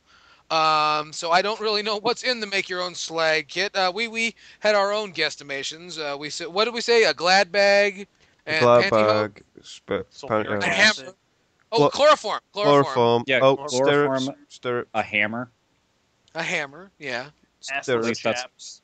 Assless chaps. That's right. Absolutely. Stirrups. Stirrups. God, you must like stirrups. Well, we have to. Oh, and don't forget knee pads. No, that'd be part of the deluxe bundle. Oh well, yeah, that's for when you actually give a damn about keeping the slag in order and Yeah. making it presentable. Yeah, So that then you get version actually comes in with a pack-in game called Slagland, and it teaches you how to be a slag over a 12-step process. Oh wait, They call what them am I thinking? Okay, we don't actually need knee pads. We just need bundled up plastic bags and duct tape. There we go. Right. There we go. There you go. That sounds good to me. Yeah, Absolutely. here's one that we could think of. Oh shit, it's just gone. It's just If gone. you have your own suggestions for what should be in the Hate-Bit Podcast Make Your Own Slag Kit, please drop us a line at hatebitpodcast@gmail.com. Yeah. Anyway, we got a piece of mail, and the hatebitpodcast@gmail.com comes to us from, our good friend Robert Sanders. Hello. And Robert says, hate. He goes on to say, my question is about cartoons. What are some of your all-time favorite cartoons? I like the old Hanna-Barbera cartoons, such as Johnny Quest and Huckleberry Hound. My all-time favorites are Two Stupid Dogs, Johnny Bravo, and Powerpuff Girls. Watch Boomerang for decent cartoons, and fuck the Snorks. You know what? I want to announce that we're going to have a contest here pretty soon. We're going to be searching for the best possible Hate-Bit Podcast letter. The one that makes us laugh the hardest will receive the very first Hate-Bit Podcast t-shirt when they're released later this year or early next year. Okay. Fair enough. Yeah, so and This see, is everyone's like, "Oh, he's saying this shit. It's going to cost us money, isn't it?" Fuck. Fuck. Now we're Yeah. gonna have to do things. No. We're gonna close the loopholes in the tax thing, and it'll pay for itself. I promise. Right on. Cartoons. I would go with. I'm sorry. X-Men. God damn it. the original And- 90s one or the silly new ones that have been You're made. goddamn right. It's the '90s one. Awesome. Fucking X-Men Evolution can take a long walk off a short cliff, Yes. and Yes. How about we fucking just hate- do this and forget it? And I would, of course, Batman the Animated Series, sans all the Batman and all the terrible new Brave and the Bold can go fuck himself, and so many bad new shows. And I loved the '90s. It only lasted like one season because nobody watched it because nobody knew it was on. The Silver Surfer cartoon was really awesome in the '90s. I didn't even know there was a Silver Surfer cartoon. It was badass. And then if I want to go on the anime front, I love Record of Lodos War. Who is rolling a joint? Would you just... Insane it is. I don't smoke.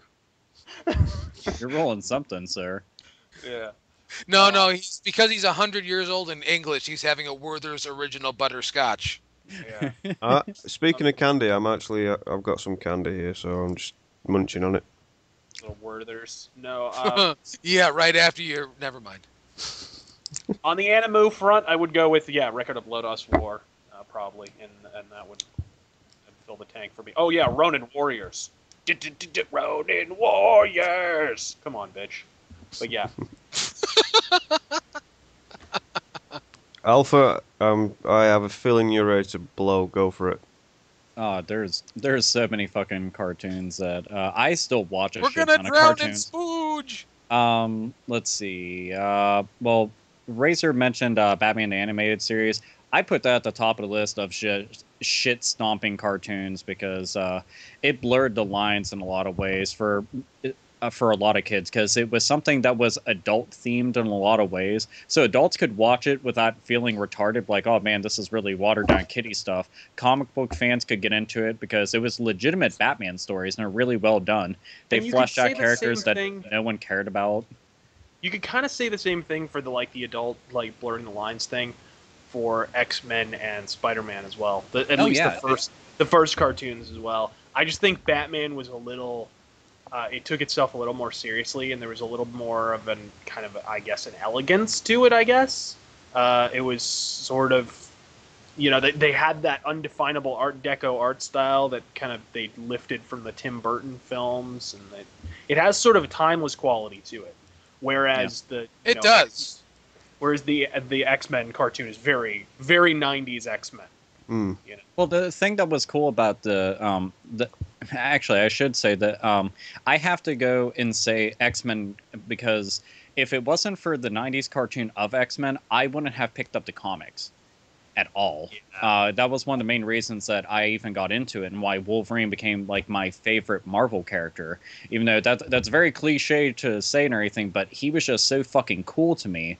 And I always thought, man, it'd be cool if he just cut off fucking Cyclops' head, because that dude's a fucking retard and I don't like him. But let's see. He's a great big fag.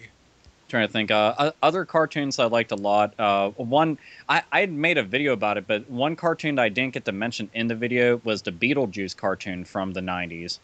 I liked that a whole lot when I was growing up and thought it was really fucking cool, even though it didn't really resemble the movie whatsoever. But let's see, the old school Looney Tune cartoons they're fucking classic. You can't go wrong with them. Batman Beyond, which is awesome as shit.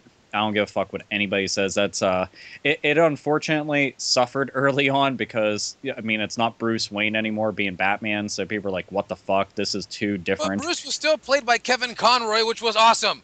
Absolutely. And as a matter of fact, I liked old angry Batman. I mean, it wasn't like the Dark Knight Returns style where he's like as big as a fucking house and everything. But he's just old and bitter. Yeah, that's why I was like, I thought that was great. Awesome.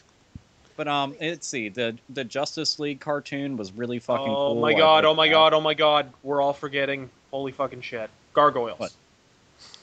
Gargoyles. Dude, oh my god! I man. have Disney's Gargoyles. Discussion. Wow. Best Disney cartoon, like in terms of TV shows ever. Period. Like, you think so? Really? I also think the Mighty Ducks show is pretty good, actually, but that's just I forgot about the Mighty Ducks show. And did Disney have a hand in this or not? But I got to throw this out there: Captain Simian and the Space Monkeys was the fucking shit. It was like a sci-fi. It was like Star Wars, but with fucking monkeys. It's hard to explain, but yeah. Oh yeah, I remember that. I think it was so. really good, actually. I'm pretty sure it showed up on the Disney Channel once or twice. It didn't last very long. Yeah, it was really good. Can I chime in now? Sure, please help yourself. Captain Bucky O'Hare. That show sucked. Oh, I loved it. Fuck off. That show was designed to sell fucking children's toys, and you know it. I know, but he had a catchy theme too. It had a catchy as shit. You're right. We say Bucky. See, I'm all excited now. Oh yes. Go. No. I want to stab at some Hanna-Barbera stuff. Wacky Races. Oh, that Wacky was Races. so fucking funny. I always wanted Dick Dastardly to win, but they'd always try and find some way to screw him over. I was like, I know. oh, you think he's gonna win, and then he's like, no. I was like, no, jeez. And then Muttley would go. Yeah, you just sound like an asthmatic. Well, as did he. Yeah, I always liked, and just the other show that Dick Dastardly was in, that was Dick Dastardly and his flying machines or something. What about Turtles, guys? Ain't got there yet. Oh. Yeah, so way back Well, in the in the show. 1960s. There. Yeah, so Dick Dastardly was just fantastic. He was one of my favourite cartoon characters from Hanna-Barbera. Also, there was another one that everybody did mention, and that was the Turtles. Teenage Mutant Ninja Turtles, that one. Heroes and a Half Shell. You got the Hero Turtles, didn't you? Yeah, we were screwed. We were screwed because they thought ninjas were dangerous. They thought ninjas were dangerous and racist. It's like, what? Like, Both ninjas existed. Like, there's nothing racist about ninjas. They existed at one time. Like, what the fuck? But it's so fucking stupid. But yeah, I gotta say though, given a choice between the two cartoons, I kind of like the 2004 cartoon more. Actually, it's a little more faithful to the comic books. It's a little darker, They had some straight adaptations of some of the comic book, turtle stories, Mhm. and it was actually a lot better than the one that I remember, from. It's one of those classic situations where, yeah, for nostalgia's sake, fuck, I got all the turtle seasons on DVD, but you gotta. I love turtles at the end of the day, and I think the newer cartoon is actually a little better. I think what I can say about that situation for me is that the 2004 series, both of them have their problems. That's not a mystery. Everyone knows that. And Yeah. the way I look at it overall, the 2004 series takes itself far too seriously, and the I think it was the early 1980 or late 1980s series, 89. just went on for far too long. Yeah. It Yeah. stopped being funny like after the second season, like most classic cartoons in that era. Spider-Man from 1996. The real Ghostbusters sucked after Lorenzo Music left. I'm going to put that right on the table there. Spider-Man, the 1996 cartoons. They were actually really good. The 60s, the one from the 60s. That's That was, you all got to get on this. You all got to get on this bandwagon with me, Alpha. I know you're down for this. What about? I was just talking about the best Disney cartoon ever made. This one might be tied with Gargoyle's fucking Darkwing Duck. well, I was going to go there next, man. That's a beautiful one. Dude, Darkwing Duck. Oh my god, I'm trying to think of the song. It's like Darkwing Duck. When there's trouble, you call DW. Yes, that's it. I was like, man, it's something DW. Still a great series. Great cartoon. And the one that preceded it, DuckTales, is really Oh good. yeah. Oh yeah. Well, I have a confession to make. I actually had DuckTales Underoos. Are you wearing it right now? I can neither confirm nor deny that. So I'm turn on I ain't telling you, basically. Oh, dude, you know what? And another Disney classic, Chippendale motherfucking Rescue Rangers. yes. That cartoon. Rescue Rangers. Whenever I was watching that, like, do you guys remember? I don't know if you got the CDs at all, but at the grocery store, at the checkout lines where they have like the tabloid magazines and shit, they would have. I don't even know if they make it anymore, but it's called Disney Adventures magazine. It's real small. Yeah. I actually have quite a few of them in my comic collection. They had good comics at the back of them. Yeah. You'll have to do a video on them. I fucking loved those, man. Like I had a RazörFist, no be happy on camera ever. No, I mean, I have one. I'm looking at it right now. I have one sitting on my desk that previewed the Ninja Turtles 3. Oh god, Ooh, good time. that's good toilet paper. that poor magazine. Hey, you know what's terrible? Go on. No, that's there you go. Here, this is one that I can feel very nostalgic about and fucking remember watching with my mom. Very nice memory that I have with her. And she even had shirts of this. We had all sorts of stuff. But Beavis and Butthead. Oh yeah. I had watched that all the time. I had friends that their parents wouldn't let them watch Beavis and Butthead at all, but in my house, like religiously, we had that shit on. I mean, that was one of the reasons why I got into some of the music that I did, was seeing like the music videos. I mean, granted, they would make fun of it, except for like, a vast majority of the metal videos, but I mean, Beavis and Butthead it's just fucking Beavis and Butthead. It's retarded humor at its best, and Beavis and Butthead Do America, one of the most awesome animated movies ever created. I fucking love that. What do you think about the relaunch? Honestly, it's pretty damn funny. I have to say that It is surprisingly good. Dude, considering the fact that he took that long of a break, Mike Judge came in and he fucking like knocked out of the park as far as I was concerned. I'm not going to say, oh, it's like a million times better than the originals, but it's absolutely on par with it. It's just, I think it did him a lot of good because he could have possibly got burnt out while doing that shit, because there's only so much you can do at a time. And it was like, what, 15 fucking years since he had done Beavis and Butthead? And then finally got to jump back in the saddle. Like it was pretty cool to see the comeback. The downside, it's on MTV, so yeah. But You can tell that show is written by a bitter, almost middle-aged man. I mean, it's just like, it's like, yeah, everything that sucked in the 90s sucked, and it sucks now, and for some reason it's repeating itself, and I hate that. Yeah. It's not repeating itself. The 90s just never ended.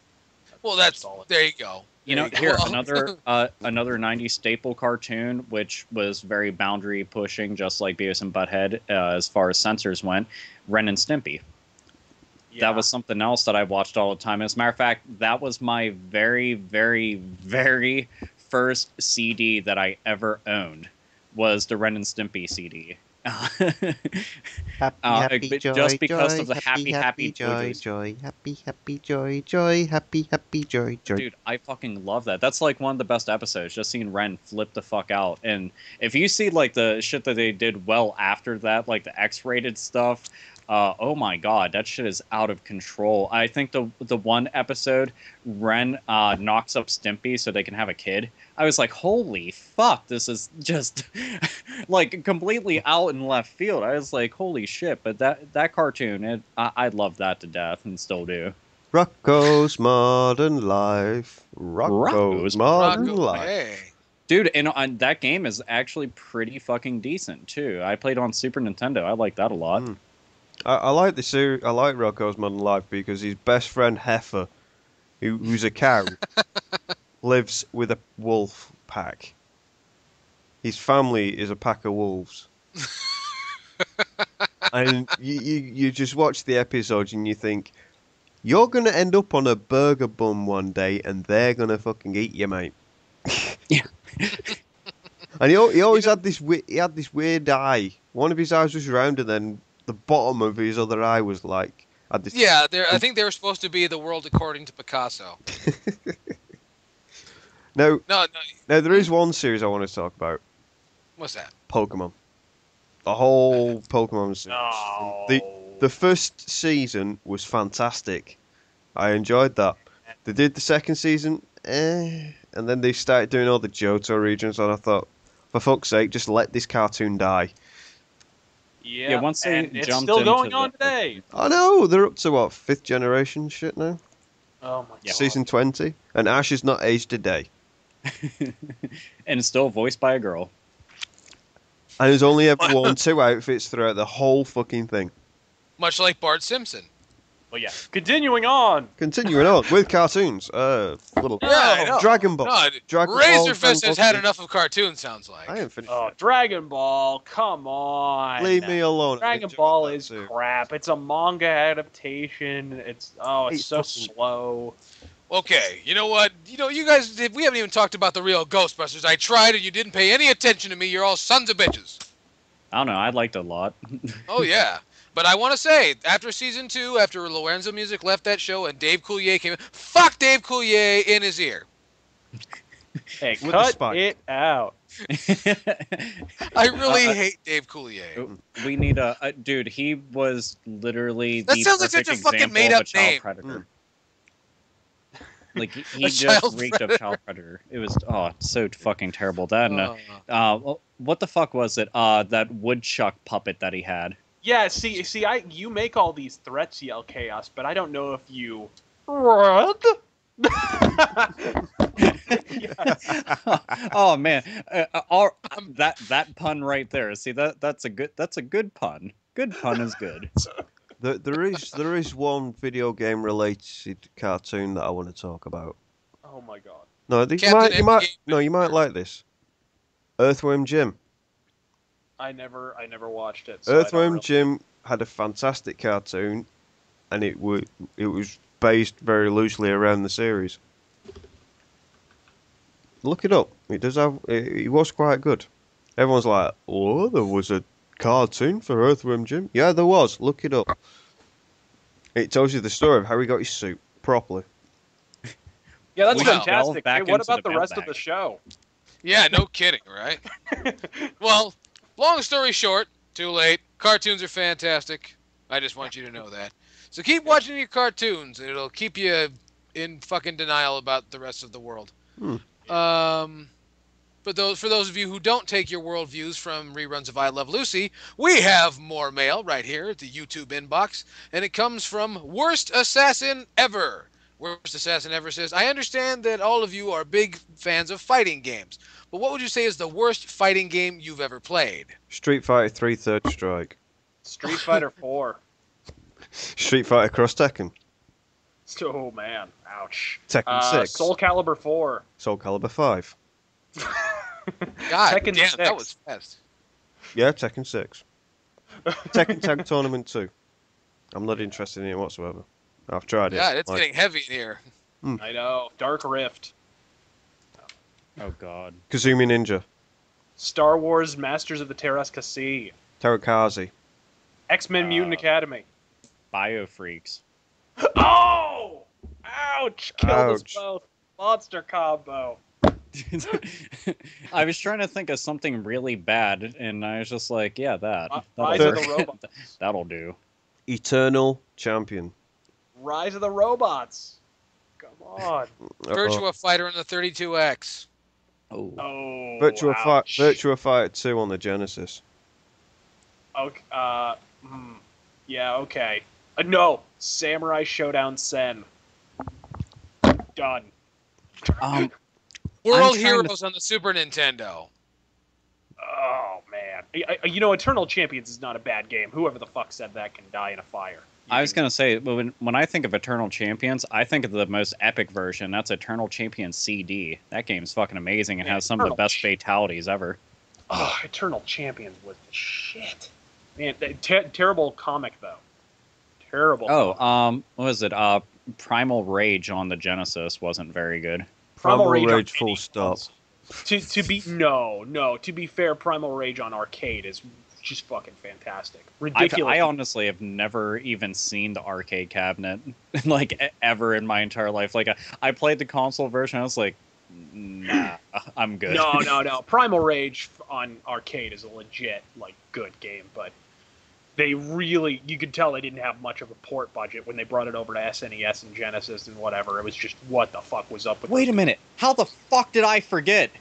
Shaq Fu. Oh, It says you sat with about 15 copies of it.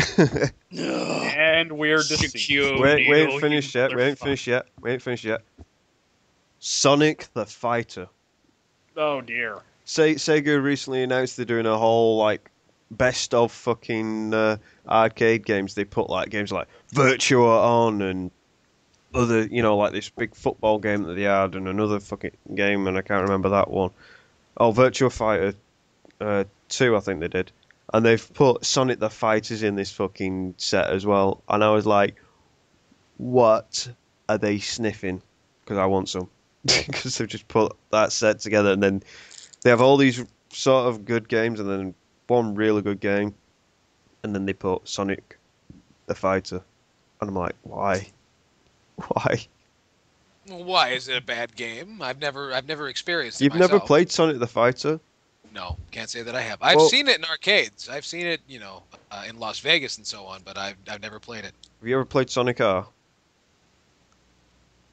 I may or may not have. There's 100,000 Sonic games. What difference does it make? Well, basically, it's one of the very, very bad Sonic games. Oh well. It was Wait, one of the what about- Blake what about- versions. What about Brutal Paws of Fury? Oh, I'm gonna furry be sick in my mouth. Excuse me. I've already done it. Oh, have we any more bad fighting games to throw out? No, I think we talked this one out. Can but yeah. can we actually throw out some good fighting games? No, we're gonna make No, everyone sick. That Think wasn't the about it. question. Yeah. We've already I talked about want to wash this taste out of my mouth. Well, don't worry. We're going to work on it right now. Another piece of mail coming to us at hatebitpodcast@gmail.com comes to us from Protoman. And Protoman says, Dear metalheads and nerds of the Hate-Bit Podcast, I want to know why the irate gamer is so hated and despised. Is it just because he's considered to be ripping off the AVGN, or is it for other reasons too? P.S. Good to see I'm not the only one who hates Jim Sterling, the fat fuck. Thanks for reading and keep up the good work. The only Go- thing take I it can away, respond Alpha. with is, Oh, haven't you heard us already talk him into the ground and explain why we have unadulterated fucking pure hatred for him? Like, we've said it time and time again. The guy's a fucking hack, a fake, a phony. he's a piece of shit overall. He's literally nothing but a fucking cyst. I mean, I don't know what else to say. I mean, the dude can't fucking review worth a shit. He's not fucking funny. He can't act worth a fuck. He can't edit worth a fuck. And he bought his entire game collection one day just so that he could fucking somehow bump up the so-called quote-unquote success of his stupid fucking ghost hunting escapades, which are fucking just as goddamn retarded. Yeah, just for perspective, okay? Just in case you're wondering, you know, how bad the irate gamer is. Hi guys, irate gamer here. He can't pronounce his own name. He can't pronounce his own name.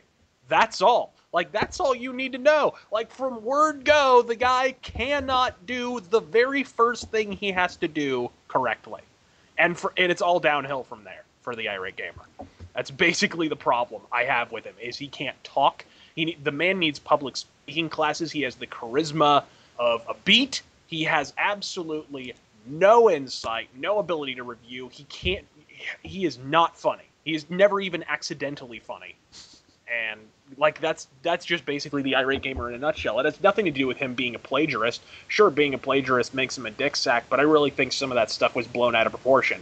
His greatest failing is that he sucks. He's just not good at what he does. So. Good talk, yes. That kind of alliterated everything that we were all thinking. Yeah. No, what I was thinking was, who gives a shit about this guy? Nobody. And that's what's so great. People, even the people who were just subscribed to him out of a sense of schadenfreude, have long since moved on to greener pastures. Yeah. You know? I would hope so. Oh yeah, he lost subscribers by the boatload. I mean, if you look at some of the comparisons, it's really quite staggering compared to where he was like a year ago. It's really quite funny. Well, fuck him. Anyway, that's going to do it for the Hate-Bit Bag. We thank you for joining us here on the Hate-Bit Bag, and please drop us any questions, comments, concerns at hatebitpodcast@gmail.com. Don't forget, this week's Hate-Bit Bag was brought to you by the Hate-Bit Podcast very own Make Your Own Slag Kit. Let me see. Oh, and now on to more news. RazörFist brought this up, and so I don't know why, but it says right here, it says 70 million through Xbox 360 units have sold for some reason. Yeah, in the immortal words of Dr. Ian Malcolm, now that is one big pile of shit. Oh. So I would just like to say, Fanboy Wars, engage! What I want to know is why would anybody care about 70 million Xboxes when 35% of that is probably fucking rebuys because the first one fucking broke. And if anybody says, oh, the Red Ring of Death was solved, you know, they sorted it out, bullshit. I've seen Xbox 360 Slims fucking have a red ring. So work that out. If they say they re-release the fucking thing to, you know, to remedy the fucking problem, yeah, it remedies it for a certain amount of time, and then it happens. You know, it's one of Xbox's major failings, the Red Ring of Death. It happened on... I was working in-game when the Xbox 360 released, and I tell you what, we had about 25 Xbox 360s in, with games shipped out, you know, to people. Half of them came back because the things went boom, or they had the Red Ring of Death. That thing was rushed, and 70 million fucking consoles, yeah, it's a big number, but don't forget, you got to take into account is how many is that of that 70 million? Yeah, but working? I completely disagree, man. No, because at the end of the day, half of this fucking problem is used 360s. Nobody wants to spend the full price on new consoles, even though they've dropped the price a bunch of times. So they go and they get them from GameStop, and I worked at GameStop, and I can flat out tell you, they don't refurbish shit at GameStop, okay? I agree. You buy a used system, 90% of the time it was brought in as a first-gen system that had a problem with the Red Ring of Death because it didn't have the Jasper motherboard or whatever. And so they brought it in, it needed to be refurbished. So what did GameStop do? They shipped it out to their big factory, and they futzed with it until it turned on. And then they said, okay, refurbished, and then they shipped it back, and then within months it was brought back. I really think a very high percentage of the defective rate on the 360 is as a result of the fact that Game and GameStop are the two largest retailers in the world for video games, and neither one of them properly refurbish systems. No, I'm saying this from behind the scenes. We have PS2s with similar problems. We get them in. They say, all right, test it on the TV. Yeah, it works. Okay, that's it. And then they do nothing. Then they stick it in a box, send it off to wherever these magic places go. And what they do, they wipe it down with a cloth and put it back in the box and send it back to the store. Yeah, basically. But they do that with the 360s. They do that with the PlayStations. They do that with the Nintendos. But this is what I mean. I'm on about the failure rate of these things from new. Some of them have just gone bang within 3 weeks. I have seen it happen myself. It's happened to me twice. Yep. So and the thing is, I think it's early on. The failure rate was somewhere around 33%, which is absurd. It was huge. And obscenely high. It dropped around 2008 because they busted out the new model of motherboard. It still didn't fully correct the problem until they broke out the the Slim system or whatever. And now it seems largely ameliorated. And I believe firmly right now that 360 and PS3 have identical failure rates. Actually, my launch 360 outlived my editor's PS3. His PS3 just yellow lighted. Did that? Oh, poor guy. Yeah, so and I got this sumbitch at launch, but yeah, it's not as cut and dry as all that. I think both systems have a really high failure rate, and it's kind of stupid. The difference, and I'll say this to the end of time, is Microsoft support is 1,000 times more helpful than Sony's. Sony's like, oh, what's that? You got the yellow light of death? Well, you get to pay for shipping, and you get to pay for the new console or the new hard drive or whatever, and it'll take for fucking ever, by the way. It's like, if you get a hold of us at all. With 360, it's like, okay, whatever, it's on us, you pay for shipping, so. Well, I called the UPS man the Xbox ambulance.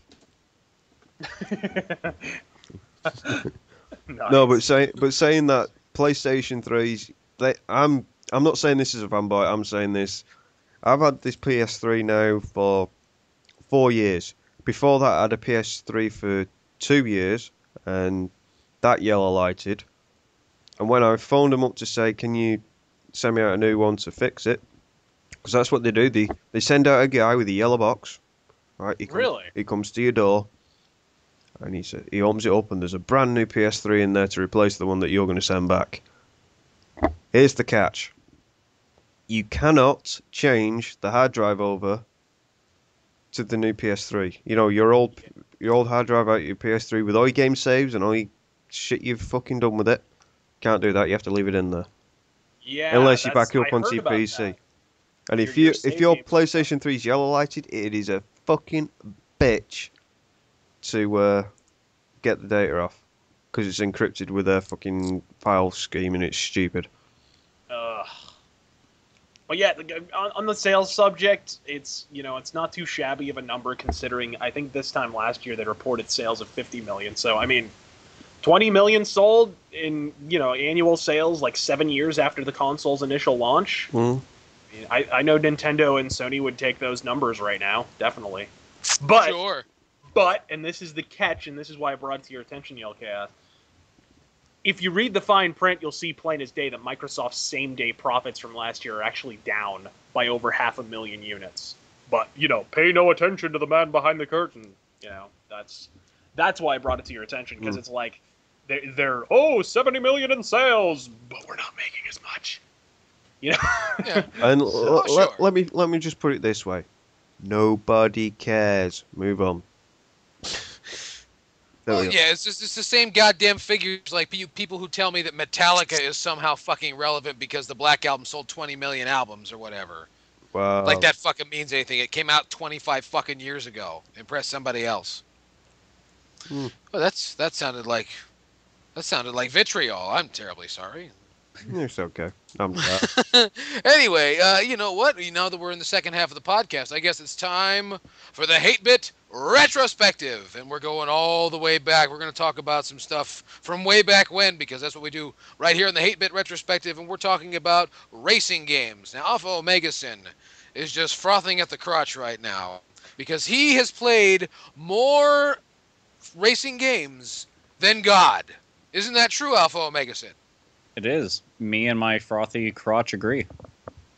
Now, On the plus side, I believe that my god has taste, so he probably wouldn't play racing games. So that's not really an argument. Yeah, I'm sure your god doesn't have a frothing crotch either. And I don't have a god, but I play racing games. And racing games, they are my area of expertise. Because I love cars. Cars are the best thing in the world. Continue. I have a god. He has horns and lives in fire and stuff. So, I have a god. with I that love being them. His name is Hagar.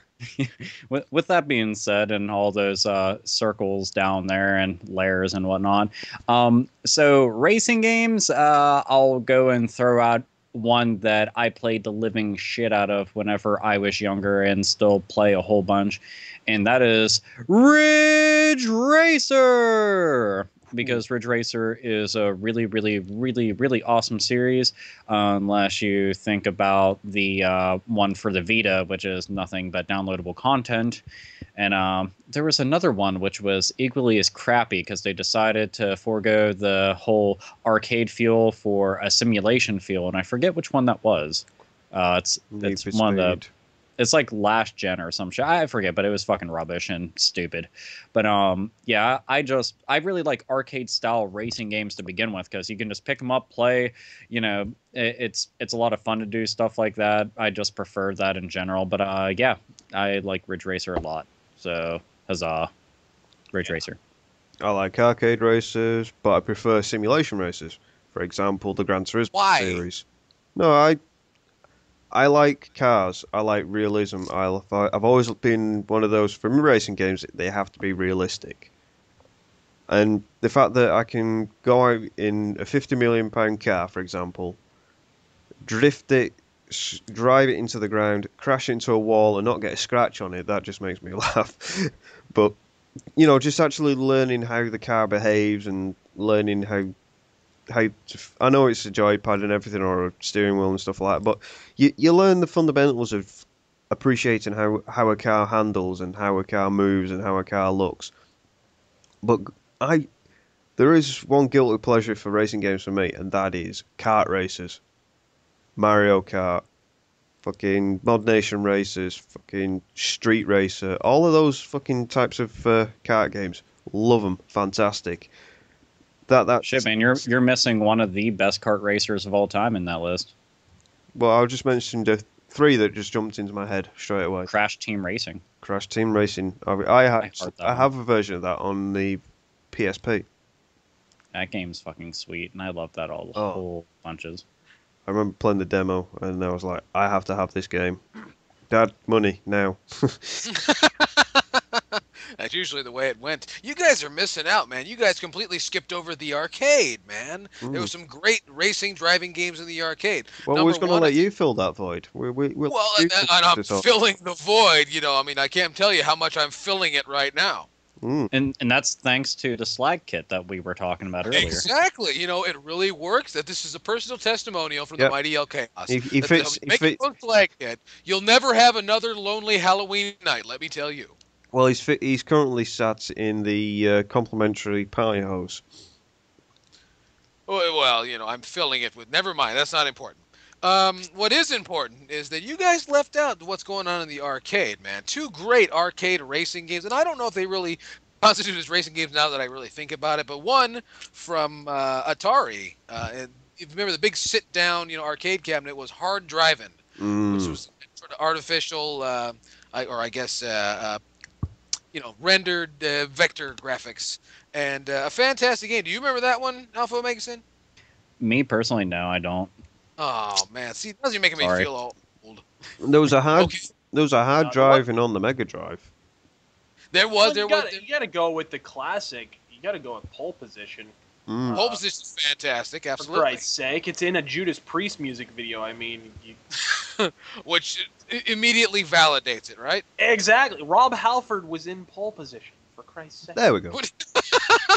And In I all was its gonna say pixelated that- goodness. And a speaking pole of the position puns was that in we were Rob talking Halford, about, I know, right? Mm-hmm. So you got to throw that out there. I also, goddamn, I loved this game on PS1 that was like if F-Zero fucked 1080 snowboarding. It was a hoverboard racer called Streak. Have you ever played it? Oh yeah. You guys played it? Anyways, I loved it. It was like you did tricks, but you were playing, you were racing at the same time, and like you had like a boost and shit. It was a good game, actually. I really enjoyed it. I always like the gimmick. I always like the gimmicky racers because car games are boring to me. Gran Turismo is more boring than Church to me. I fucking hate Gran Turismo. I love Mario Kart, and I'm gonna have to throw Diddy Kong Racing out there. Mhm. yeah. Because you had the planes and the bumper boats, and then you had adventure mode where you got to explore the whole world and race That was at the my same favorite time. part, oddly. Oh yeah, the game had a lot going for it. Crash Bandicoot Racing actually wasn't half bad. I remember playing the demo for that on like a PS2 demo disc, and I enjoyed it. So yeah, our Forsaken, throw that out there. That was a good game. Oh, great game. I love when they add the combat into the racing. And they throw that in there. Kind of a la Twisted Metal a little bit. I'm just going to go along the Twisted Metal sort of vein here, and it was using 70s cars, but it was very, very arcadey, and it was the Interstate series, Interstate 76 and Interstate 82, which eventually got rebranded and put onto the 64, and it was called Vigilante 8. And Yeah. they were fantastic games, because all it was basically a machine gun on top of a muscle car, driving around the desert, blowing the fuck out of each other. Just some classic games. Look, Oh, and then we got to throw out for the Sega fanboys. Yep. Road Rash. Road Rash. Yes. Gotta The do Road it. Rash series, and remember, if you want to play the first Road Rash properly, get it on 3DO because it's amazing. Daytona. Oh yeah, Daytona USA. My God, on Saturn and on Dreamcast, if you Virtua hit the Racing. opportunity, Virtual play it in the Racing. fucking arcade. Virtual I Racing. would also throw Cruisin' USA out there. Actually, That's a I really good enjoyed Cruisin' USA, and I swear to God, the broad in the bikini that says "Checkpoint" is forever like burned into my brain. We have missed one huge Sega racing game. Indy 500, No. Outrun. The Sega Rally series. Outrun. Outrun. Oh, We yeah. missed Outrun. And Hang On. Hang on. Hang yeah, on, that Super was Hang with On. motorbikes. And we had I say what we were gonna, Fist was talking about PlayStation 1, man, the Jet Moto series. I'm a major advocate of the Jet Yeah. Moto series, Extreme Jet Moto was G. very- and no one can stop me. Extreme And G Jet Moto racing. had advertisements that made sense. Yeah, like Mountain Dew. Yeah, Mountain Dew was all they needed everywhere because that was Yeah. like the extreme sports craze that are like, put that Mountain Dew billboard up there, and then when you're trying to grapple onto one of those things to make a sharp turn, you just smash right into it and then fall to your death, and your dude just jumps off going, oh! Well, you notice like in Jet Moto, like how like Twisted Metal felt kind of like post-apocalyptic in some spats. It's like Yeah. almost like Jet Moto was just after the apocalypse, like just then. Yeah, and know, people sure, the still free- had money to have fun and everything. I know, for like sure the leisurely freeway collapsed, but Mountain Dew and Dragon sunglasses. Because nobody has really mentioned it yet, and I already know that everybody will be like, "Oh yes, I am behind that 100%." Yeah, it's like our is economy collapsed yesterday. Oh, but Mountain Dew. Here's one. F-Zero. Here's one. Yeah, we've got F-Zero. We'll have a talk about that in a minute. But who remembers on the 64, PlayStation, PC, all of them, there was a little car game called Carmageddon. Who remembers Carmageddon? Where you just Sure. drive around killing people. It was Death Race, but the video game. Never I played it. know of the Carmageddon games, but I never really. I thought that are they really racers? Yeah. Huh? I kept You're on driving thinking around that they were kind of car, like running Destruction people Derby, over. like Twisted Metal and whatnot. No, they're racing games. Huh? Yeah. No, but Alpha was trying to say F-Zero, motherfuckers. You gotta, what the I fuck? know, but F-Zero that's what- F-Zero might be the best game listed here. What the fuck? Yes. Come on. I mean, just from God, its that goes early without start saying. on SNES all the way up until the GameCube version made by the mighty motherfuckers at Sega. And one thing that gets really overlooked, and it's unfortunate, but I just tell people emulate it if you want to try it, is the ones on Game Boy Advance, GP Legend, and damn it, I can't remember the other one now for the life and of me. F-Zero 2. People don't even know fucking F-Zero 2 exists. Like, it's Yeah. like there are all kinds of games like that in the F-Zero series that just kind of got overlooked, and maybe that's why they eventually retired it. And the fucking arcade game that I still haven't tried. I just want to play it once. It's not so much for this man to ask just to see I would be happy just to see the machine and sit in it. I don't even need to play it. I would just be happy to sit in it. But it's fucking awesome. F-Zero Maximum Velocity. That's the one I was Yeah, going to say that's- because I found it on my 3DS. I'll say no. I was just flipping through the Game Boy book. I'm like, ha ha! Aha! Success! Turned into Danny DeVito's Penguin. Interesting. Success! Burn, let's see, baby, burn!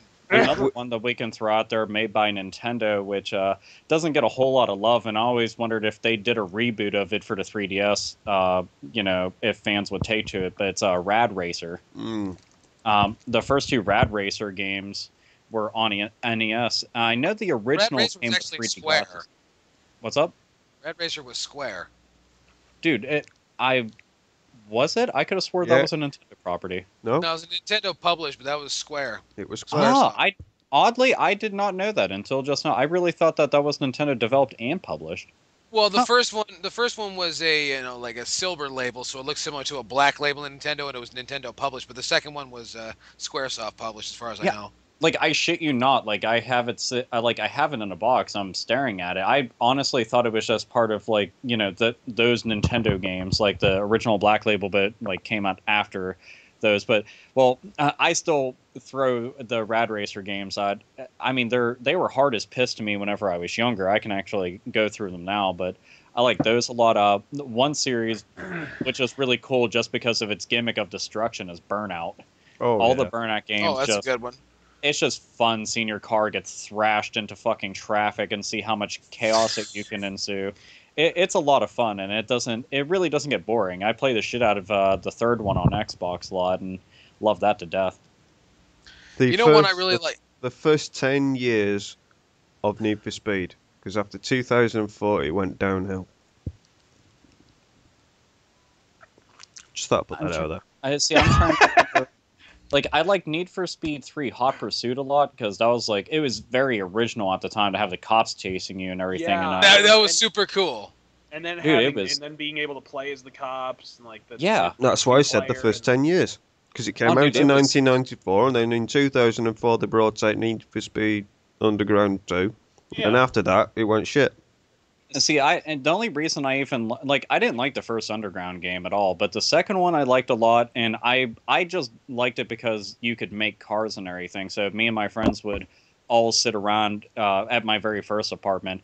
We all had our own cars, and I drove the bitch tits car, the Celica, but that thing it smoked every other car unless I'm just a really, really good driver or something, but nobody could beat me when I was using the Celica, no matter what car that they had. But it was I liked that game a whole lot, but I didn't like playing it just solo because then it was boring as shit.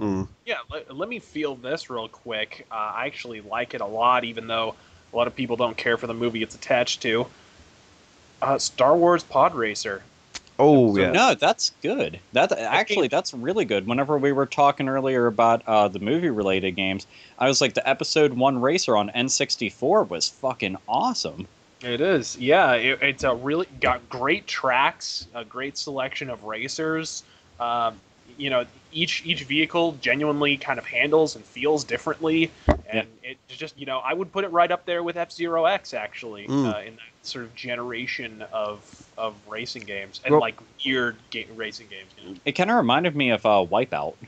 It did. Quite a bit too. That's another racing from game. a control standpoint, it reminded me of Wipeout, but it definitely is reminiscent of F-Zero and everything. But they were really fucking fun, and it was cool because not only were they really, really fucking fast, but the frame rate was really high. Graphically, the games looked really good, for their time. and it's got the Star Wars label on it. And if anybody was out there just like fucking excited about Episode 1, God bless your fucking soul. But you had a really cool game to play that's attached to it. So yeah, that's definitely like a good contender there. Yeah, it was certainly better than the Episode 1 game itself. Oh yeah, the Episode 1 game was horrible. But just going to put it out there. Some of the I have limited experience with the 64. But I did have a friend that had a lot of 64 racing games, and we found ourselves playing a lot of racing games on the 64. For example, Wave Race. We had. Hell yeah. So if you didn't say Wave Race, you're gonna get shot in the kneecaps. No, Wave Race was a release title, and he got it on release. So there was Wave Race. Obviously, we mentioned Diddy Kong and Mario Kart. We haven't mentioned Mario Kart actually. Hell, man, you got the San Francisco Rush games. Yeah, I was going to go on N64. Which, if you are going to play them on Dreamcast. Trust me. But 64 still can't go wrong with it, or get a MAME ROM of it and just play it that way. Beetle Adventure Racing. That game is fucking awesome. Don't knock it till you try it. I understand it's got a fucking Volkswagen Beetle, and that seems pretty fucking stupid, but it's honestly it's a lot of fun. I'm trying to think what other ones were on there that I liked a whole lot. Micro Machines on. I never any got system. to try that. Micro Machines on the Mega Drive / Genesis was good. It was made by Codemasters, and they put them on these cartridges called the J cartridge, and on the top of the cartridge there was 2 extra sockets for controllers, so you could have 4-player races on there. And the whole point of the 4-player races was to knock all your other opponents either off the track, so then you can blitz it down the track and win a point. Or hey, gimmicky. You want to talk gimmicky racers on earlier systems? Fucking Uniracers on SNES. Friggin' unicycle racing game. Like, that would only sell when there's nothing else to play during the launch of the SNES. It caters to that hardcore circus and clown type person out there. People who are really into Steve Urkel. That's who that appealed to. And mimes. Mimes love that shit. And mimes. I can't believe no one's really said, and I've been meaning to bring it up, and I'm going to do it right now, is Good. Once again, 1080 Avalanche for the GameCube. 1080 period. Well, They are 1080 fantastic. on the previous iterations, like on the N64, was a little more trick based, whereas the second one, or the 1080 Avalanche on the GameCube, much more of a downhill racer, and a fucking intense downhill racer at that. I know, I was playing it the other day. It's really good. Yeah, don't sit too close to the screen when you watch that, when you play that game. You'll get sick. Oh, I have to put this will be my final one I'll throw out there, and I have to, on behalf of metalheads everywhere, and the fact that it was overlooked up until my brain decided to go and jog to old memory banks. But Rock and Roll Racing Yeah, I was has one of the best earlier. fucking soundtracks Yeah. ever, and it's a fucking Blizzard title. Like, what? Yeah, and those two games, that game and Stunt Effects Racers on SNES, both kind of blend together. I got them both at the same time and had a blast with both of them. Stunt Effects Racer, totally different kind of game. Oh yeah, But different. They were using those. They were using those Vector Mode 7, whatever the fuck they're called. The Star Mode Fox 7 type graphics they use for Star Fox. Yeah, the Star Fox type graphics on it, and it's great. You got special moves and you got different racing. It was really good. So yeah. Anybody else want to throw out their last tidbits? Yeah. I think we talked it out. I think we're good. I think Yeah, we I talked think about we had a great big discussion. Did I mention Road Blasters by Midway? No, you didn't. Well, Road Blasters by Midway is fucking amazing. And if you didn't play it in the arcade, that probably means you're 12 years old. It was a great game, and you should get yourself a hold of it. And you know what's funny is we talk about all the racing. We never mentioned the fact that racing in the arcade is fun, whereas racing and driving outside sucks because people can't fucking drive. Did you know that? They're fucking terrible. I want you to know this. This is from me to you. So, which means that we've reached toward the end of the podcast, and it's my favorite time, your favorite time, the best part of the entire podcast. That's right, and here comes my friend, your friend, everybody's friend, RazörFist for the Rants. RazörFist, don't people drive like shit? Yeah. What you have to understand right off the bat, and this is the proviso for the entire adjoining rant, is that as I'm recording this podcast, I'm fresh off a nice experience, a 35 to 40 minute experience on the expressway here in Phoenix. So this is fairly fresh in my mind. This is a heaping hot, bubbling cauldron of rage. To me, driving is a perfect exemplar of why evolution is a lie. Because the idea of evolution is that, you know, as time goes on, the strong and the brilliant survive, and therefore it stands to reason that the fat and the fucking retarded would gradually be weeded out of society. But if you look at driving, it like disproves that on every single fucking level. I mean, at the turn of the 19th to the 20th century, via, I guess, the miracle of the internal combustion engine, the automobile was in its infancy, right? In retrospect, much of what we've come to identify with the modern car and or truck and or SUV and or the interpersonal pretentiousness party on wheels known as the modern hybrid vehicle was already present and accounted for. You had your steering wheel, right? You had your leather upholstery. Why, the Model T even had the classic spare tire mounted on the trunk. But one thing it didn't have, at least not initially, was a turn signal. The concept, as a matter of fact, wasn't even officially patented until, I think, like the 1930s, which means for damn near 40 fucking years, if you owned a car and you had occasion to course correct, you had to stick your hand out the window, point your fucking fingers, shout German profanity, whatever the fuck it took, to let the person behind you know you were about to, you know, alter course, and they should give slowing the fuck down a fucking try, lest they suffer a truncated lifespan. Yet, despite personal inconvenience, they did so. And yet now, we have a little switch less than half the size of a roll of nickels, not 2 fucking inches from the steering wheel. Your stubby digits are already wrapped around, and yet a preposterously high quantity of what the government would like me to refer to as people are still too apocalyptically fucking lazy to lift your little sausage fingers from a bucket of Colonel's original recipe for 5 goddamn seconds.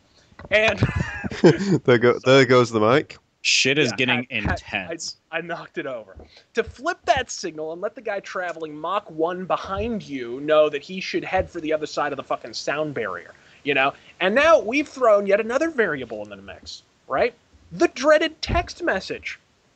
Oh. Just what the most dangerous part of your daily routine needed. A highway filled with motorists driving with one hand and penning a master thesis with the other. What in the fuck could possibly go wrong there? And you dipshits want the newest variable to be hydrogen cars? Really? Sure, let's clog the roadway with 10,000 H-bombs on wheels. Let's hand each driver a text messaging device and, well, fuck it. Why not balance a plate on your nose and file your tax returns simultaneously? And now our president genuinely believes that some motherfucking commercials are going to stop the texting and driving phenomenon?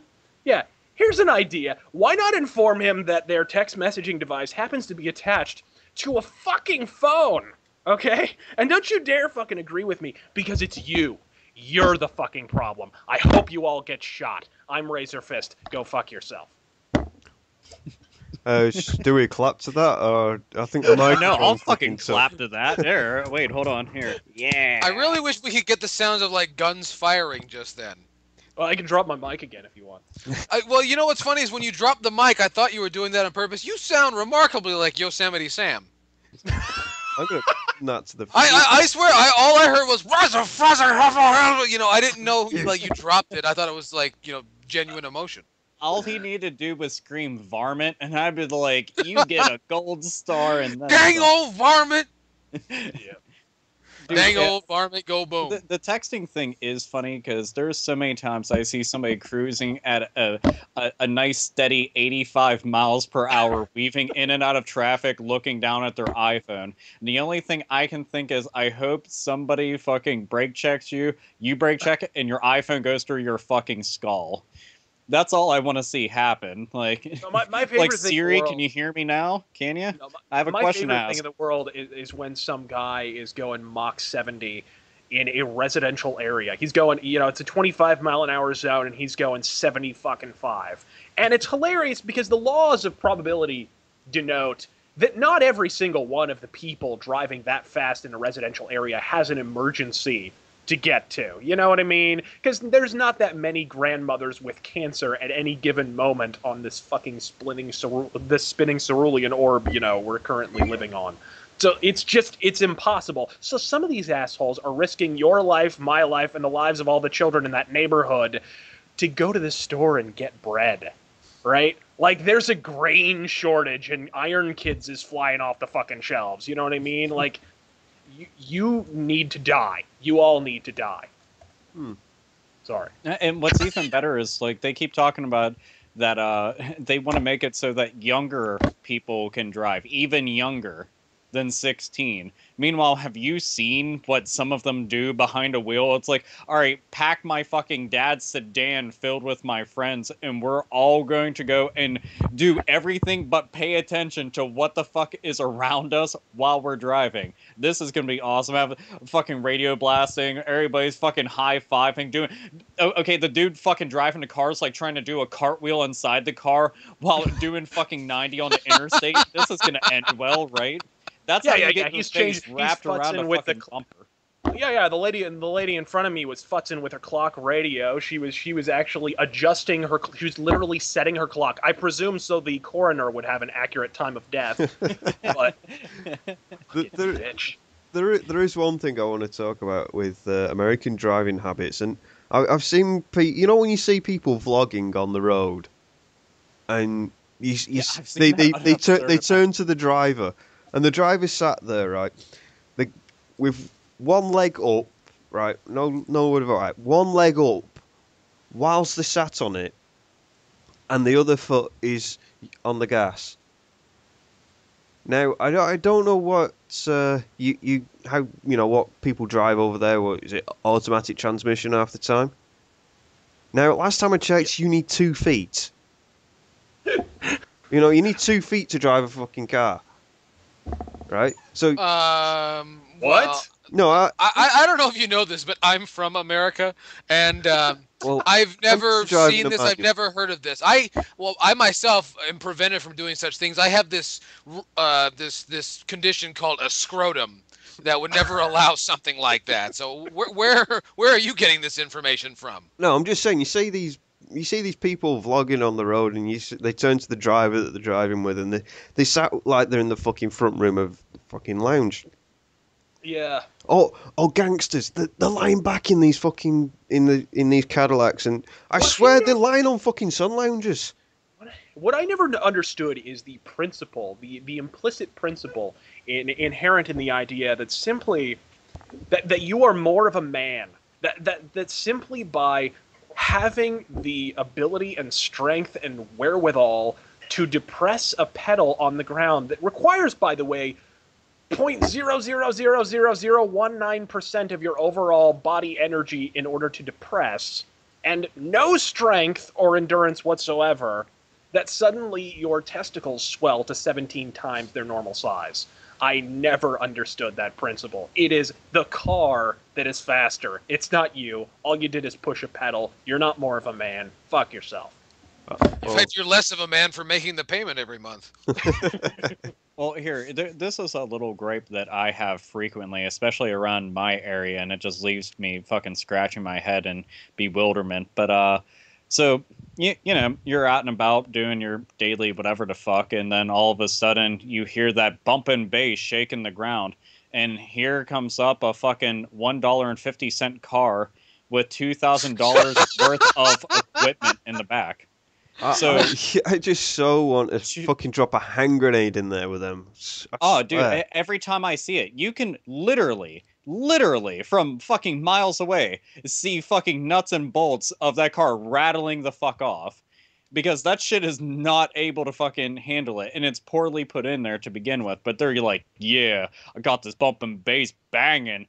And they will seriously go up to a red light and like look up and down the street at whatever fucking prostitute is walking, like, yeah, bitch, you fucking like this shit. It's like, I would fuck your face with a crowbar, fucking ignorant little shit stain of a human being. Oh, what about this is one thing this is a fucking pet peeve of mine, and that's when you see this, like, this piece of shit $1.50 car, and they've got this really small, limp-wristed weak ass engine, and then they stick on the back of this fucking engine an exhaust. Now this exhaust isn't a normal muffler that you buy. It's one that's Yeah, a fucking it's always 20-inch fart noises fucking coming out of it. pizza fucking tray on the end of this fucking exhaust pipe, and it does exactly that fucking noise. That annoys the fucking piss out of me. Oh no, and Yellkaos will back me up on this because we're off here in the Southwest. But the really bad one is when you're waiting at a stoplight and all of a sudden you hear this blaring noise in the back. You're just in the distance. You're like, what the fuck is going on? All of a sudden you realize it comes clearer into focus. It's trumpets. And there's a Mexican gentleman singing really, really loud. Oh, Hey, their Tejano music. you say what you want. You say what you want about that music, but at least it's always uniformly ending the same way. Bum bum. Bum, bum. But if you really break it down, it's polka music with trumpets. No, Am I that's wrong? absolutely. Well, if you realize a lot of music kind of breaks down to just being polka music. Polka, polka, polka, polka. You know what? You know what? Well, everyone else is gonna be mad about driving. I'm gonna be fucking mad about driving too. You know what I've had enough of? I've had enough of goddamn born free, proud to be an American, never forget 9/11. All this pro-American shtick bullshit on the back of Japanese, German, and Korean vehicles. You're so proud to be an American that you would never shop there. Okay. You got to remember all the cute stickers of, my honor roll students. Like, I would run your fucking honor roll student over, and it's not going to do him a lick of fucking good. Into a slag immediately. And here's one thing I'm still really here, confused Rebecca. about. The entire thing of the $1.50 car with the $2,000 sound system in it. Well, what about the people that are like, oh man, I really like the Fast and Furious movies. Well, I decided to go and take what little bit of money I got from my minimum wage paying job. I bought a fucking 1998 Dodge Neon, and I put the weakest, worst looking fucking body kit on it ever conceivable. Oh wait, I couldn't afford that. I got a fucking Cavalier. Yeah, let me put a fucking drop kit on it. Oh, look at this shit. Yeah, isn't that fucking awesome? Meanwhile, this shit has rust stains, and you can see it most definitely was fucking duct tape on there in a couple spots. Way to fucking go, Jack. You're definitely impressing all the fucking pregnant bitches out there. Don't forget the ones with the spinning rims on the '87 Dodge Diplomat. Hey, I owned an '87 Dodge Diplomat. And Did how it have big were your spinning spinning rims, rims? They were not very quick at all, actually. See? It's a good car, is what I'm saying. Yay, American domestic auto market! It's bling. It's bling. It's supposed to be a way of life. You buy a big car, you drape it in money. Apparently, you just throw money at it, and then you're sat in a fucking cardboard box under the fucking flyover bridge because you can't afford to live anywhere because you spent it all on your fucking car. Yeah, I will. However, I have to back up what Yellkaos says, but also add an addendum, sort of onto the end of it.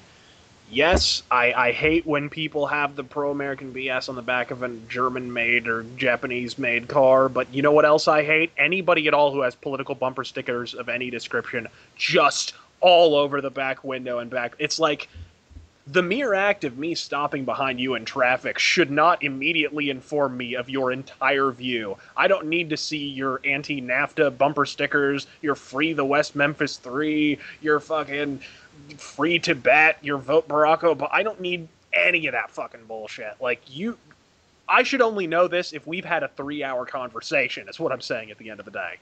So, cut it the fuck out. Secondarily, these people are under the impression they fucking know something. Isn't that hilarious? It's like, dude, you drive a Dodge Caravan. You don't know shit.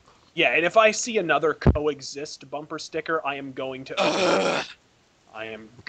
open fire. If I have to pull into another used bookstore fucking parking lot and the resident, leering hippie on staff that day has a coexist bumper sticker, I'm just going to ram right into her fucking car. I'm sorry. It's just going to happen. Yeah. However, I will share with you right now the best bumper sticker I ever saw that said, "Back off, man. I'm a scientist." Anyway, you know what? It happened again. You guys wasted another great big chunk of your life listening to the Hate-Bit podcast. I've been Yellkaos. Joining me as always has been the amorous Alpha Omega Sin. If you're gonna pimp out a car, don't pimp out a PT Cruiser, or I'll punch you in the fucking junk. The seductive Sainted Magnus. Your ass better call somebody! There we go. And the ravishing raucous RazörFist. I regret nothing. I hope you all get shot. I'm RazörFist. Got fucking speed. We thank you for joining us. It's been fabulous. It's been a great show, I think so anyway. So, we'd just like to remind you before we go...